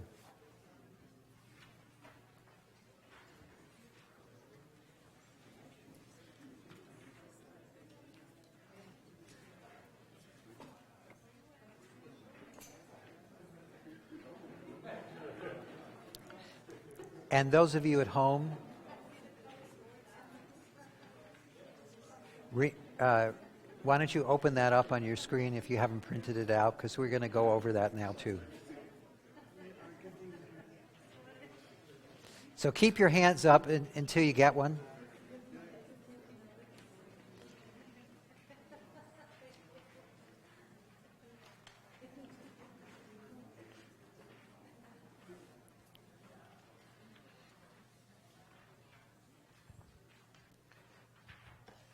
By the way, one other thing I want to add is those assignments of nurture yourself, be kind to yourself, honor yourself. I'd like you to do that with everyone in the room too. So those of you who are good at nurturing yourself, this week also work to nurture others. Again, part of what happens naturally as you release with others, it's probably the most supportive, or one of, if not the most supportive things you can do with another human being. But even when you go out to lunch with people or dinner, or you're the waiter or the waitress or the person at the front desk of the hotel, the person at the store when you're buying something. Treat people, again, it's so interesting. Gandhi wants to be part of this. And the Dalai Lama, okay. But anyway, so just basically treat people with loving kindness this week. I know a lot of you do that anyway, but go out of your way to do that. And again, I'm not saying you have to do that all the time if it's overwhelming. I'm not saying that you have to do that from now on. But again, if you just have that in nurturing not just yourself as it appears as that body-mind, but the self that appears as other as well. Again, there is only one self. Anything you do that is nurturing, whether it's focused inwardly or outwardly, is nurturing the one self. And so, share loving kindness with others. And actually go out of your way to do that this week as best you can. Even if you're feeling crabby. Even if you're in the middle of an inner life crisis. Do it anyway. What? Even if you're on yes, I recommend you drive with loving kindness, even on a freeway. That doesn't mean you can't go for the opening. Just don't run into anyone. That's not loving or kind. So I haven't added that before. It's probably because you mentioned Gandhi. And we started talking about the Divine Mother, because there's no one more kind than her. She lets us do whatever we want, and then she still nurtures and supports us through nature, through everything we experience. So, anyway, so everyone, do your best to treat everyone in this room, everyone you meet, everyone you interact with this week, both of those of you in the room and those of you at home, in your own gatherings at home, or with just the people you're interrelating to. Just go out of your way to be more loving, more kind. And if there's feelings, if that brings up feelings to the contrary, good. That doesn't mean you're a bad person. It just means there's something to let go of. So, okay, now let's focus on the procedure.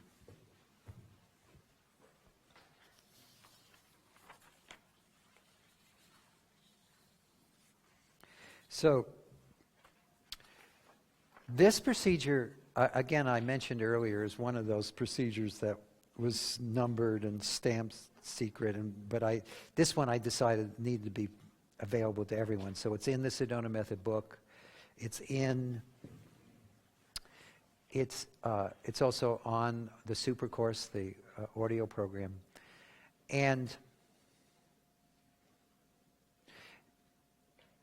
there's a couple of things, though, I wanted to let you know who are taking this course that you might find helpful, is that this procedure can be used two ways. One is as a digging tool.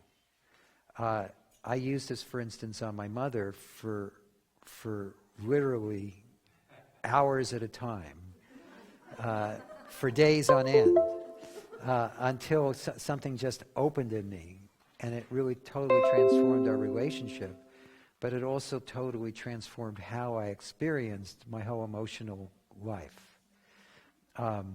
So you can use it on your parents, your relatives, your friends, your enemies, politicians, anyone who really gets your goat, and just keep digging and digging and digging until you can really feel like you can grant the person the right to be the way they are, like you have only love feelings for them, feeling secure with them, and feeling you are them and they are you.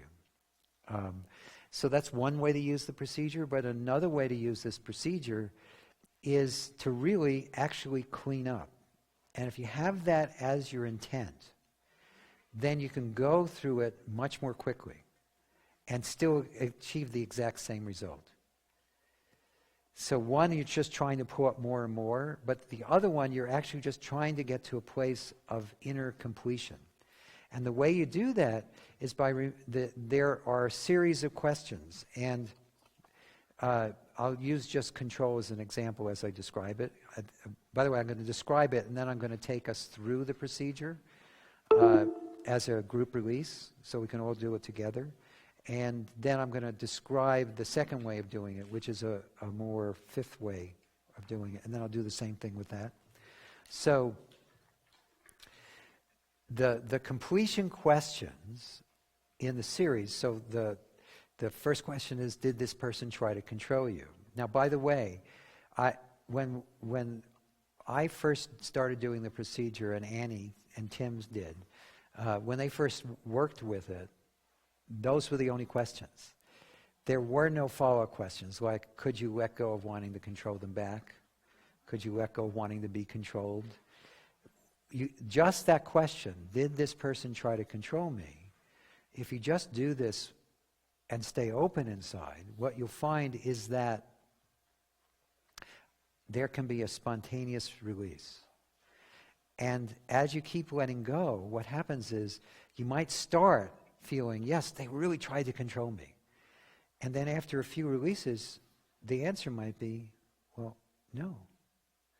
Your actual perception of whether or not they were trying to control you can actually dramatically shift as you do this. I've seen that happen over and over and over and over and over again. Your whole way of seeing the interaction changes. And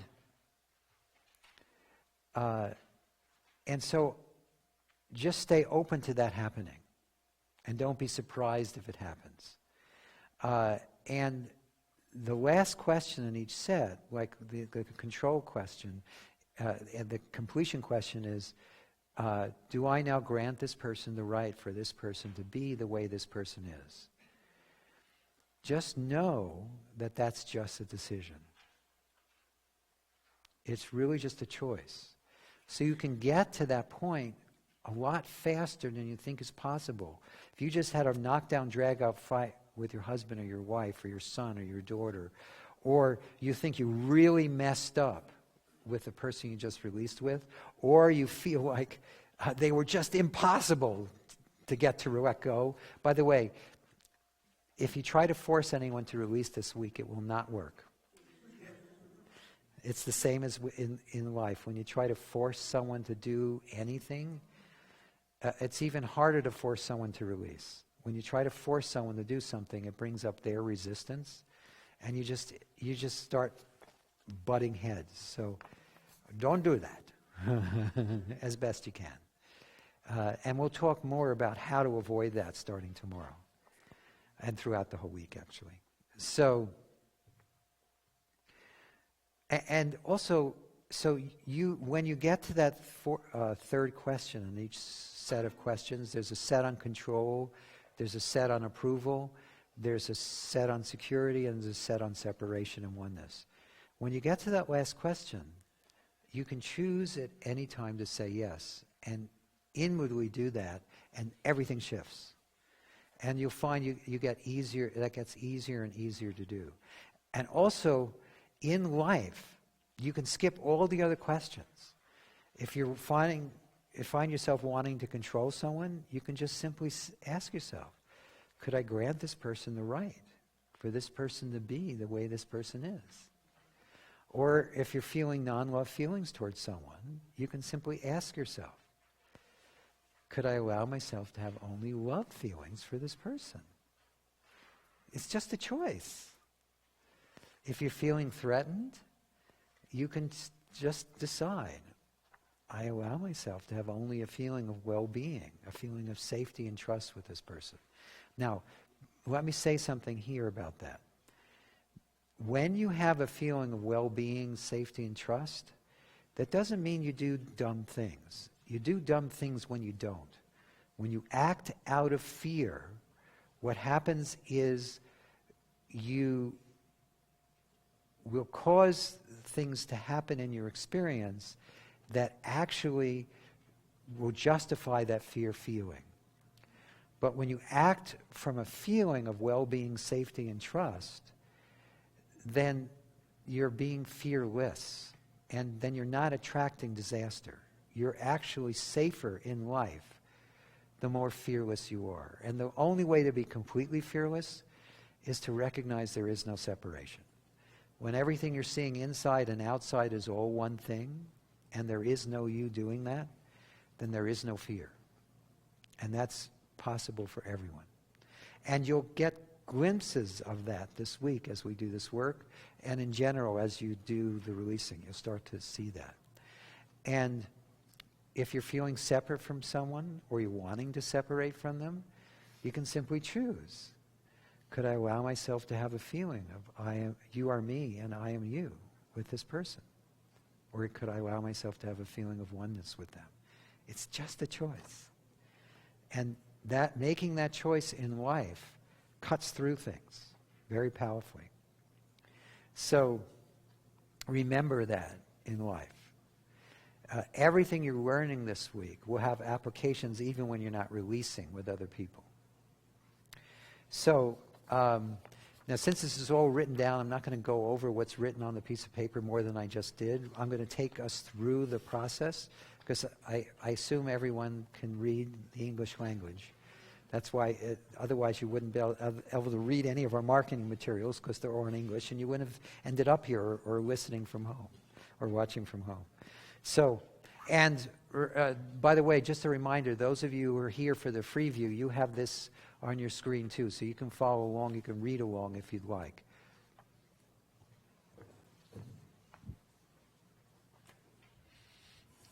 So since I'm going to do this as a group release, I'm going to sit.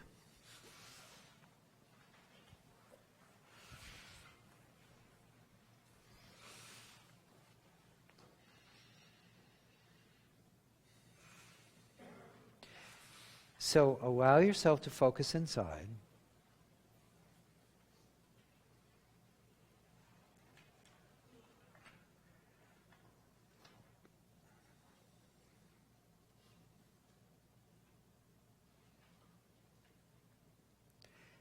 And allow yourself to picture someone who you'd like to feel freer about. It could be someone you met in your travels here. It could be someone you met recently at home. It could be someone who's been a long-standing problem. It doesn't matter who you pick. Although if this is your first time doing this process, pick someone easy. If you've done this before, pick someone who's a challenge. Either way is okay. Now when you do this on your own, you'll go at your own pace. But I'm going to be demonstrating the pace you would do if you were doing it with a group of people. So in this moment, allow yourself to picture this person and just check. Did this person try to control you? Or did it feel that way?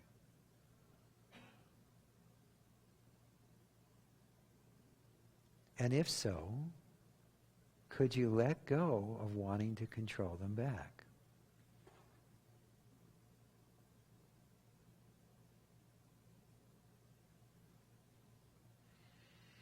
Did you try to control this person? Or did you want to?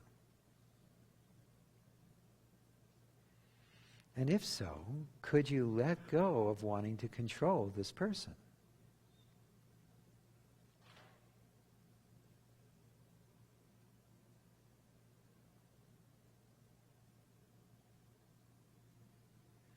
And we'll go back and forth a few times with the first two questions in the first set. Again, did this person try to control you, or did it feel that way? And if so, could you let go of wanting to control them?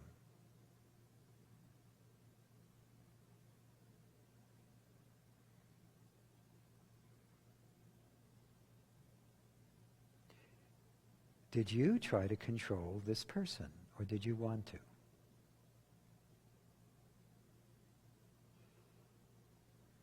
And if so,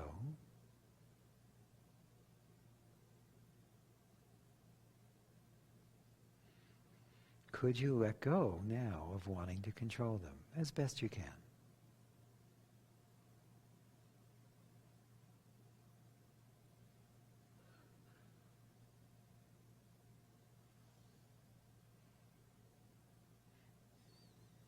let's do that one more time. We'll do both questions. Did this person try to control you, or did it feel that way?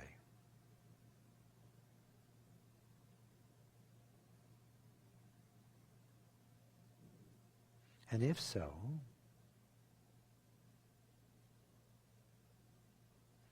could you let go of wanting to control them?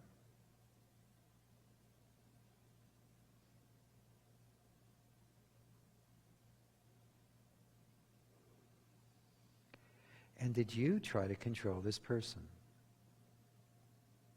Or did you want to? And if so, could you let go of wanting to control them?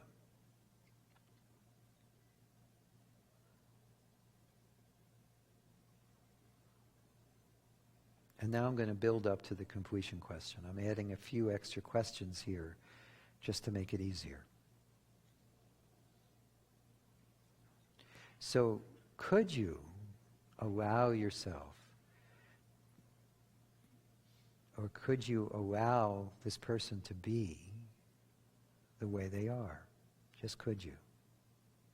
Could you grant this person the right for this person to be the way they are? Just could you? Would you allow yourself to grant this person the right for this person to be the way this person is?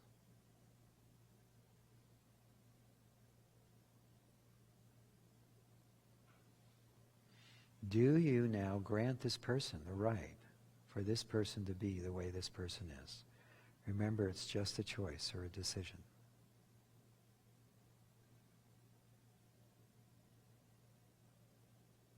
Now, if you were doing this on your own, you would keep doing this until you got it to a yes on that last question. But we're going to move on because we're doing this with everyone.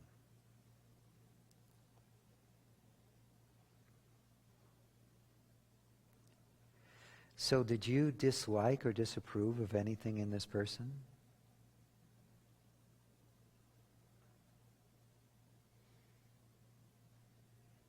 And if so, could you let go of withholding your approval from them? Withholding your love? Could you let that go? Did they dislike or disapprove of anything in you?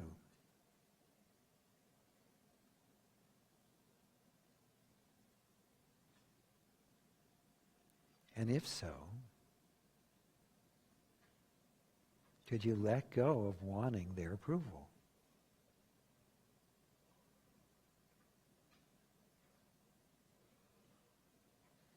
Did you dislike or disapprove of anything in this person?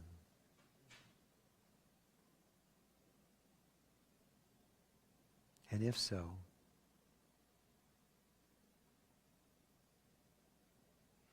could you let go of that dislike or disapproval?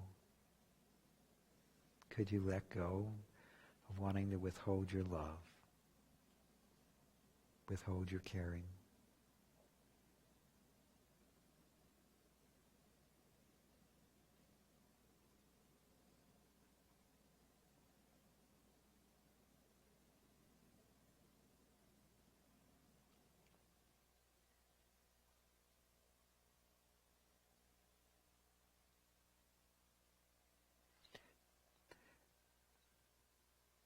And did they dislike or disapprove of anything in you?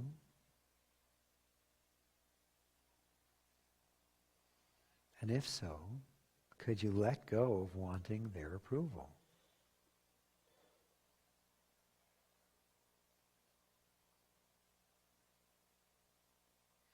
And did you dislike or disapprove of anything in them? And if so, could you let go of that dislike or disapproval as best you can?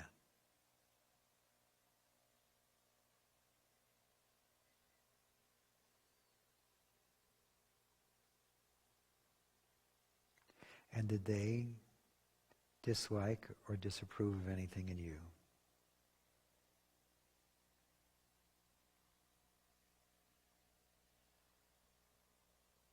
And if so, could you let go of wanting their love or their approval?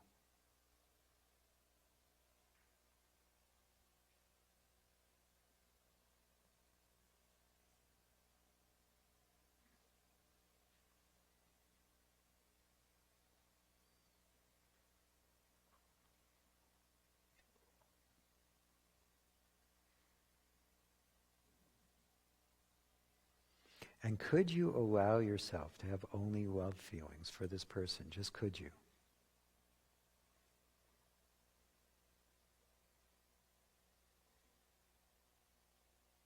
Would you allow yourself to have only love feelings for this person? Just would you?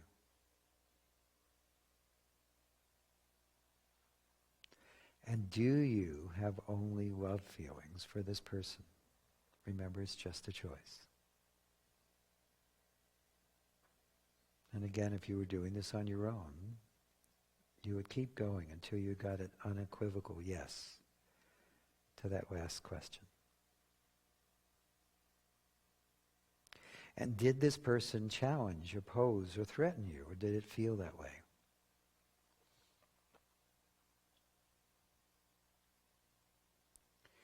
And if so, could you let go of wanting to protect yourself from them? Could you let go of wanting to be safe with them?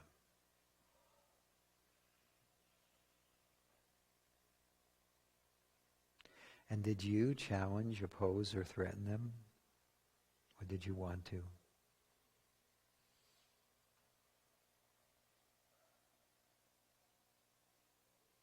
And if so, could you let go of wanting to challenge, oppose, or threaten them as best you can?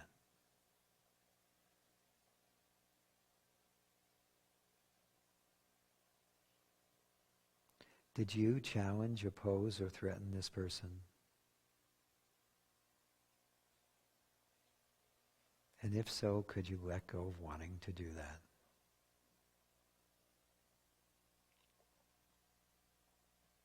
And did they challenge, oppose, or threaten you? Or did it feel that way?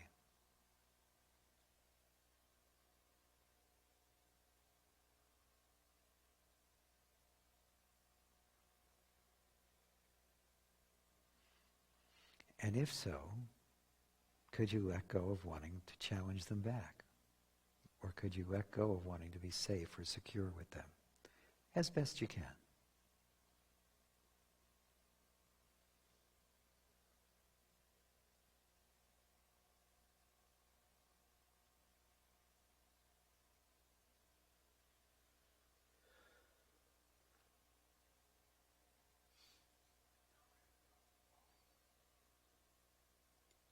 And did they challenge, oppose, or threaten you? Or did it feel that way?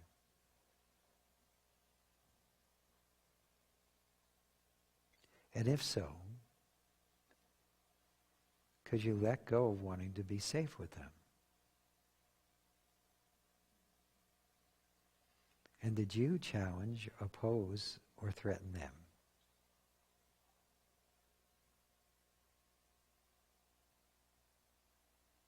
And if so, could you let go of wanting to do that?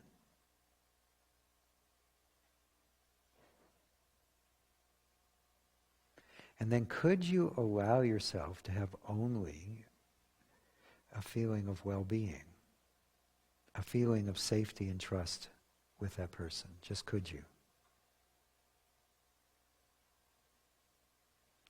Would you allow yourself to have only a feeling of well-being, a feeling of safety and trust with this person?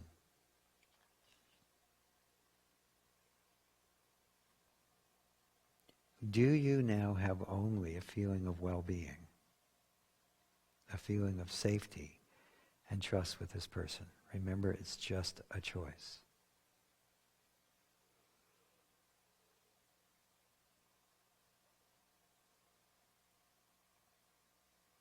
And did this person try to be separate from you, reject, cut off, or try to be separate from you? And if so, could you let go of wanting to be one with them? And did you reject, cut off, or try to be separate from them?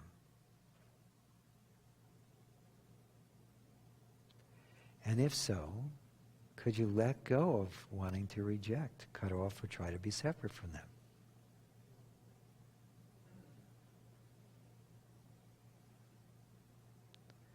Did they reject, cut off, or try to be separate from you? Or did it feel that way?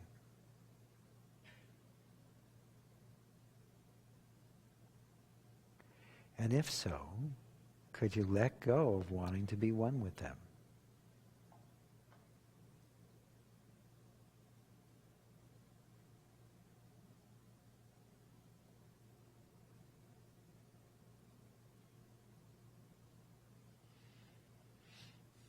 Did you reject, cut off, or try to be separate from them? And if so, could you let go of wanting to do that?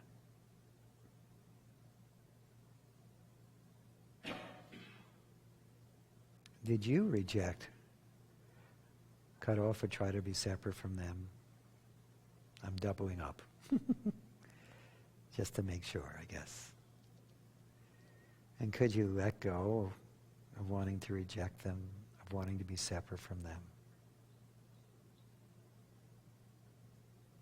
And did they reject, cut off, or try to be separate from you, or did it appear that way?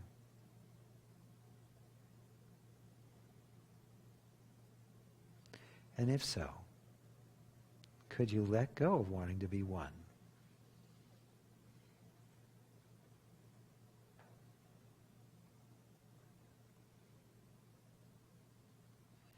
And could you allow yourself to have only the feeling of I am you and you are me. There is only one with this person. Would you allow yourself to have only a feeling of I am you and you are me with this person? There is only one.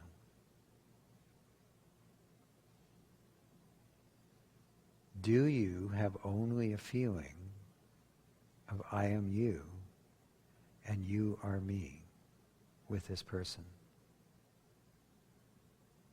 A feeling of oneness, of unity, of there is only one.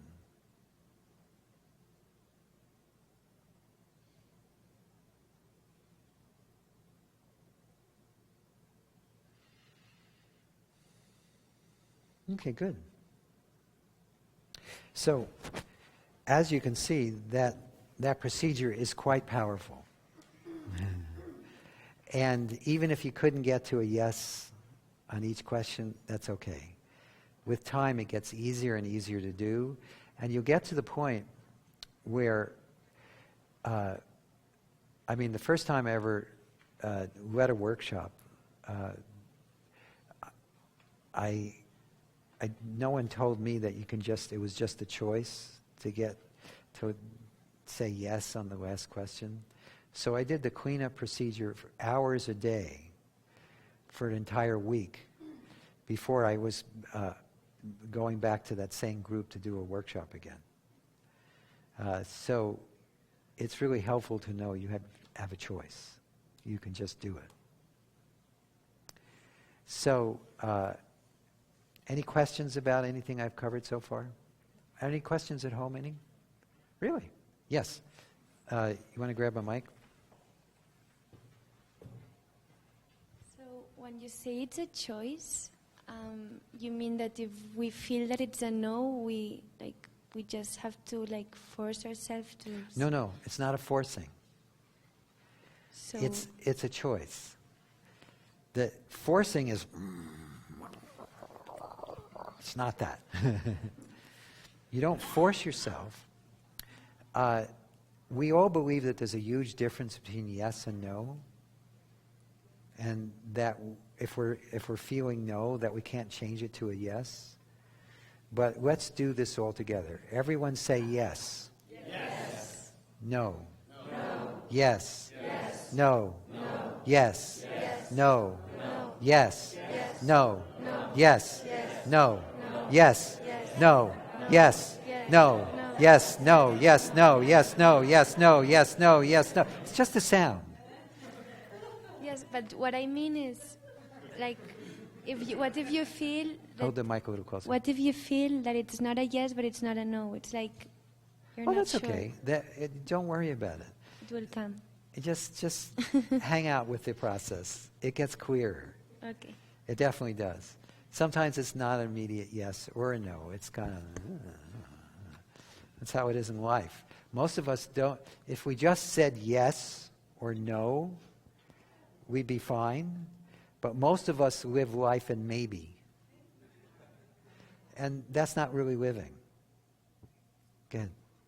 So my question is, so you can say yes. By the way, can you stand up when you, thanks.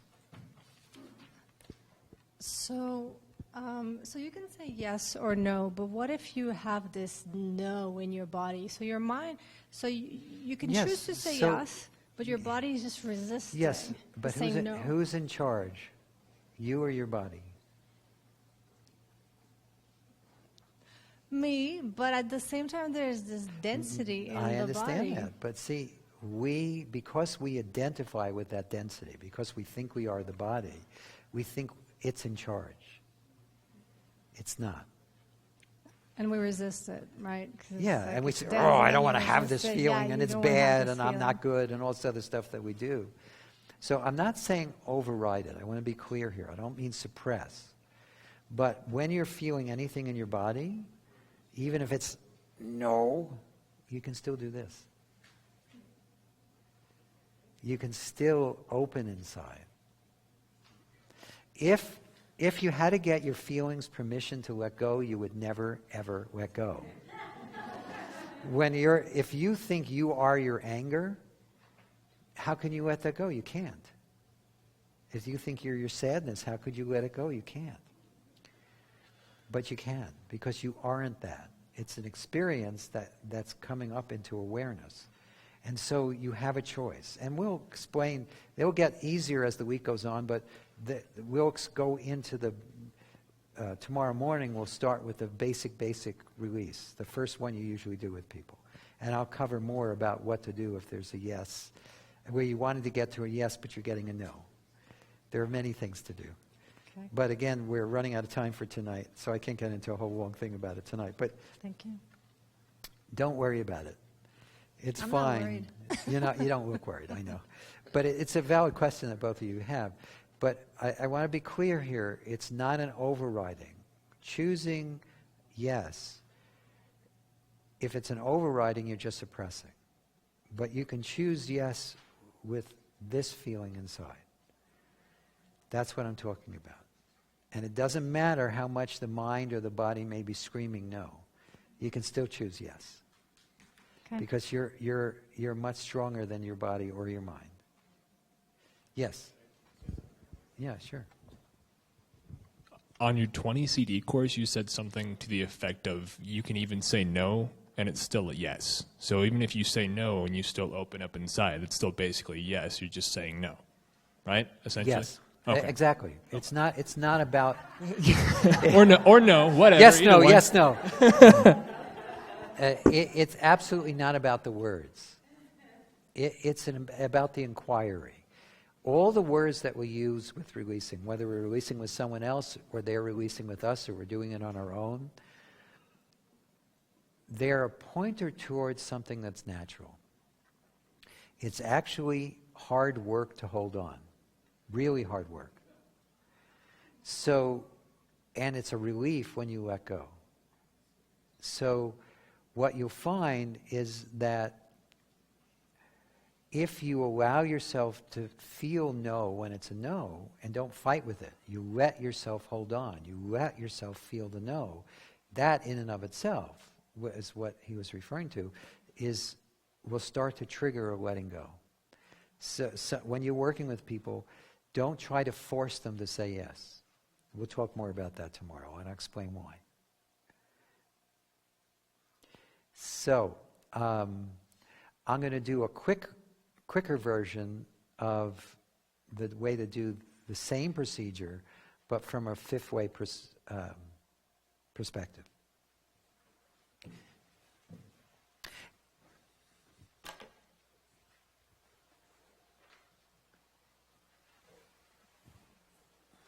Now, by the way, if you're new to the fifth way and you struggle with this a little bit, those of you here and also those of you at home, don't worry about it. This whole week, we'll be exploring the fifth way, both experientially doing it with ourselves, but as you move into doing this with other people, the fifth way will become clearer and clearer for you too. So don't worry if it's not clear. And again, really the fifth way is just simply noticing the absence of separation and the presence of oneness. And all the questions that we use around that are just designed to facilitate that. So don't worry if it doesn't click right away. It will if you're open to it. Okay? Good. So you can do this with the same person or someone else. It's up to you.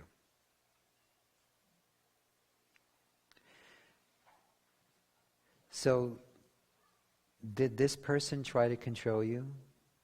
Or did it appear that way? And in this moment, check to see if you can actually find the you that was just feeling controlled.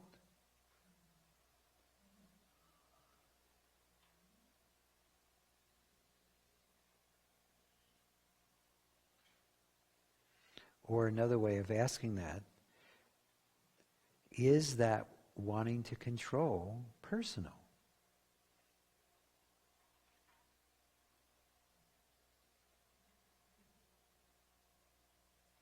Is it actually connected to anything?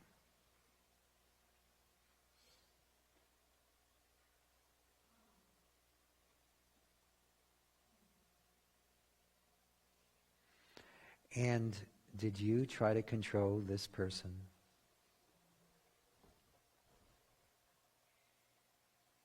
Or did it appear that way? And could you actually find the one who was trying to control? Yes, maybe there appeared to be that activity. But were you actually doing that? Or was it happening spontaneously?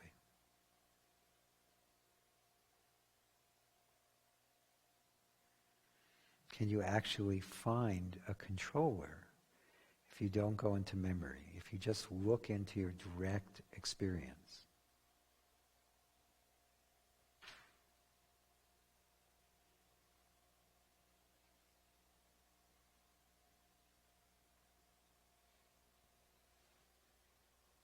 And in this moment, could you notice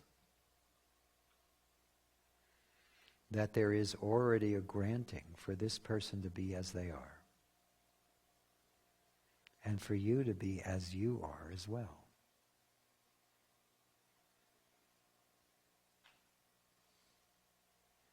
And then as best you can, just for now, could you notice that there is no controller and no controllee? There is only one.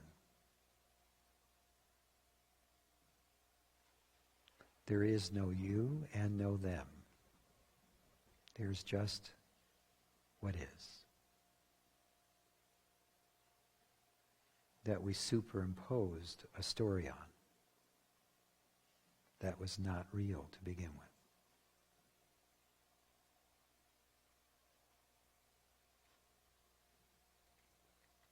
And did you dislike or disapprove of anything in this person?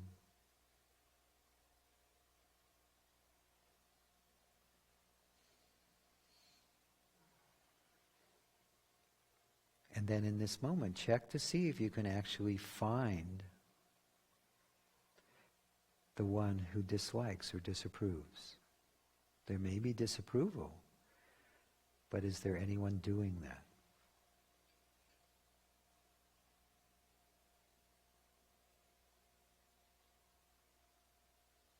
Can you actually find someone who's separate from love itself?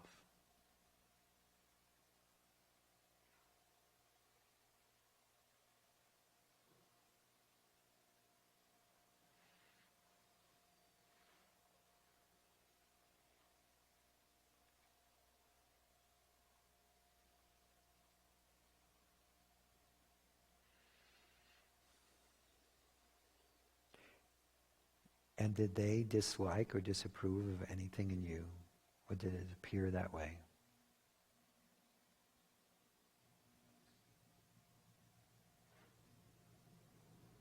And if so, check to see if you can actually find the one who appears to be wanting approval.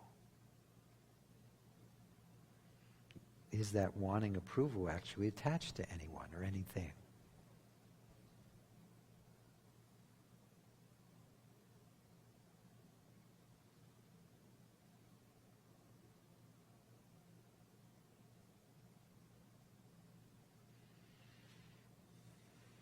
And could you allow yourself to have only love feelings for this person?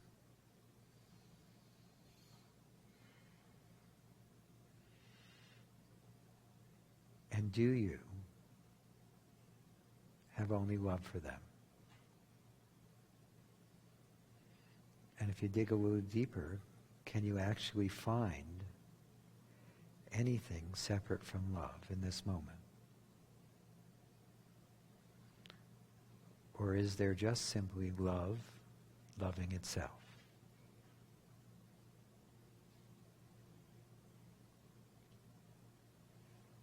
And did this person challenge, oppose, or threaten you in any way?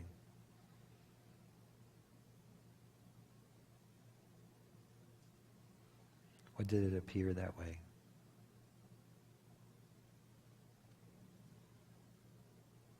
And can you actually find the one who is feeling threatened in this moment if you don't go into memory?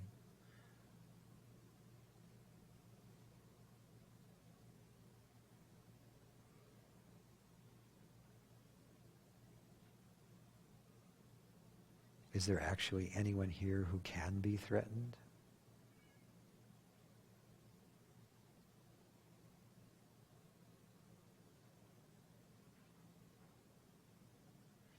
And did you challenge, oppose, or threaten them? Or did you want to?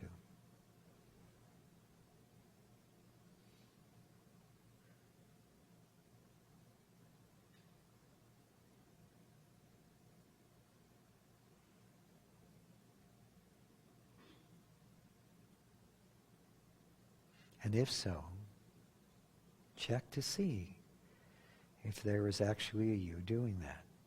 Or was that just an appearance?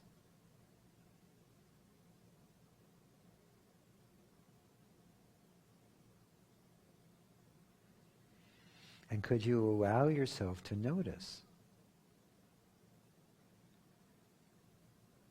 that you and them are already safe? Because there is no you and no them. There is only one.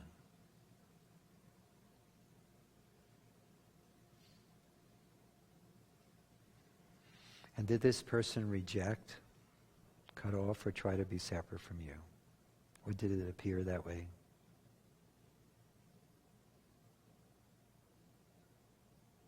And in this moment, can you actually find a you or a them? Or is that just a projection? Appearing in or on that which is.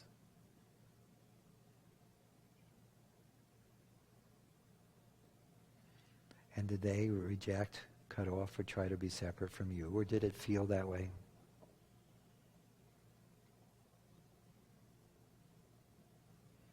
And if so, just simply check.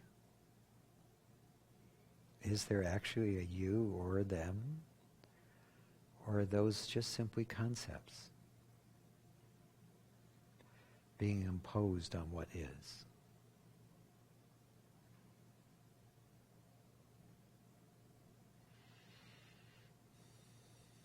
And could you be open at least to the possibility that there is no you and no them? There is only one.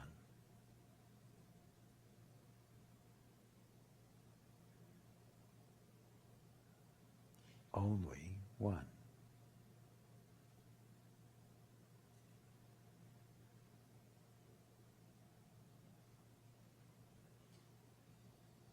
Only one.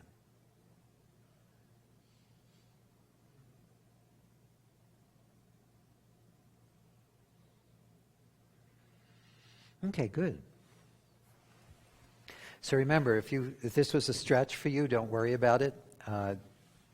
There's also more explanation of how to use the fifth way on the wands. It's in the workbook, and you might find other words that help you get more comfortable with that.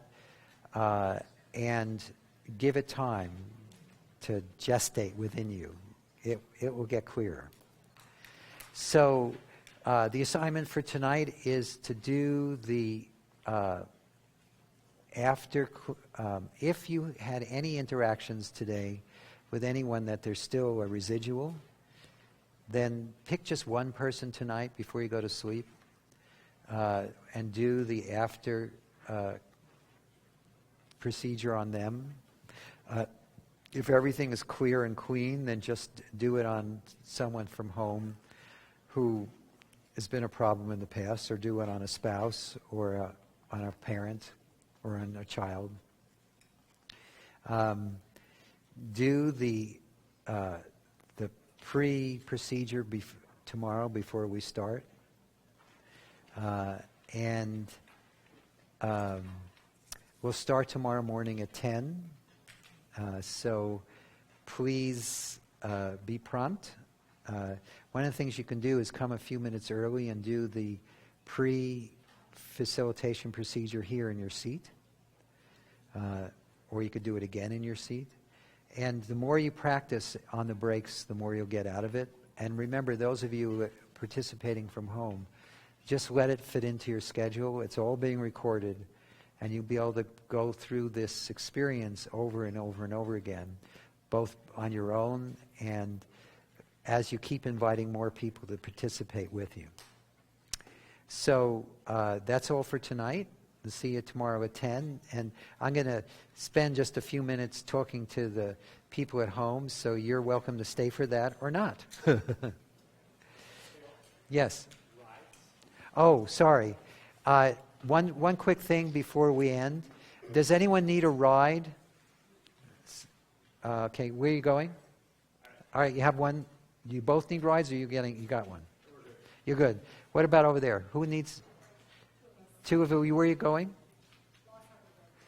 So anyone can take you to Los Abregados. It's just down the hill. All set with rides? Okay, good. So I'm just going to come to the back, and I'll see you all in the morning. Remember to leave your name tag.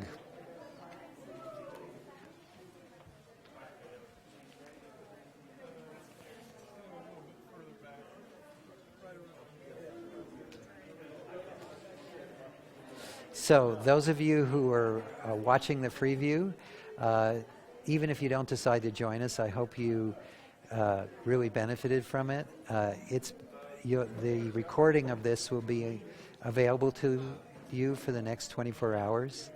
But I really strongly encourage you to join us. When I said earlier, this is probably the last time I'm going to do this particular retreat, I meant it. By the way, some people came to me and said, "You're not going to stop doing retreats." And at some point, yes, but I'm not planning to imminently.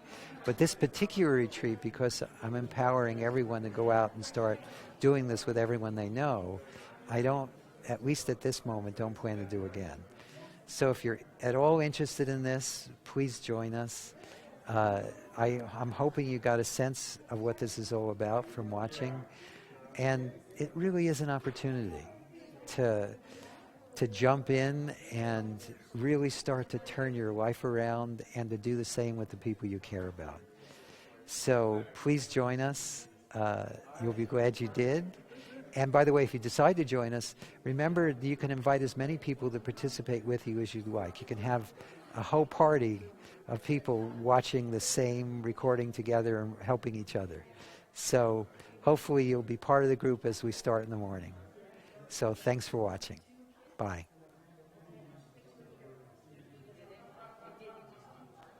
So I did an online retreat in September 2014.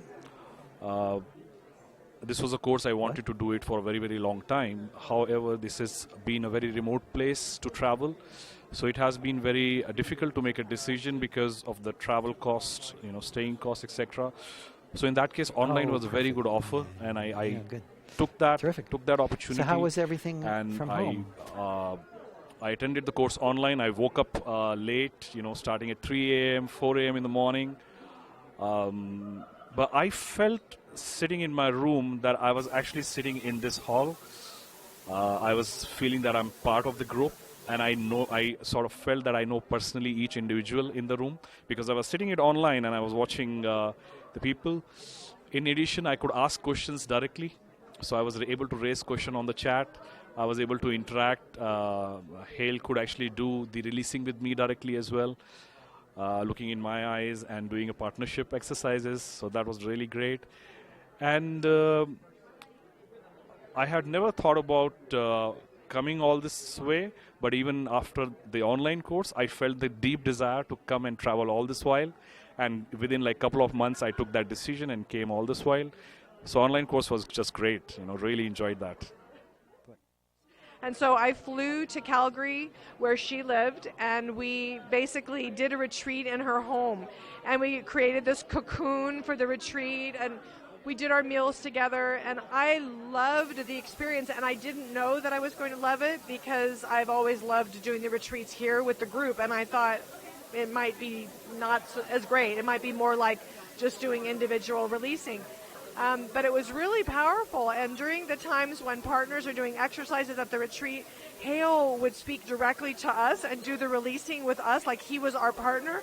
It was like getting your own special sessions with Hale. It was really great. I was so surprised. We had an incredible experience, and there was actually a huge flood in Calgary at the time, and the whole city was closed down, and we had no idea because we were in our little world doing our releasing, and it was the greatest experience. We came out, it was like, what's going on out here, So it was really wonderful. Yeah.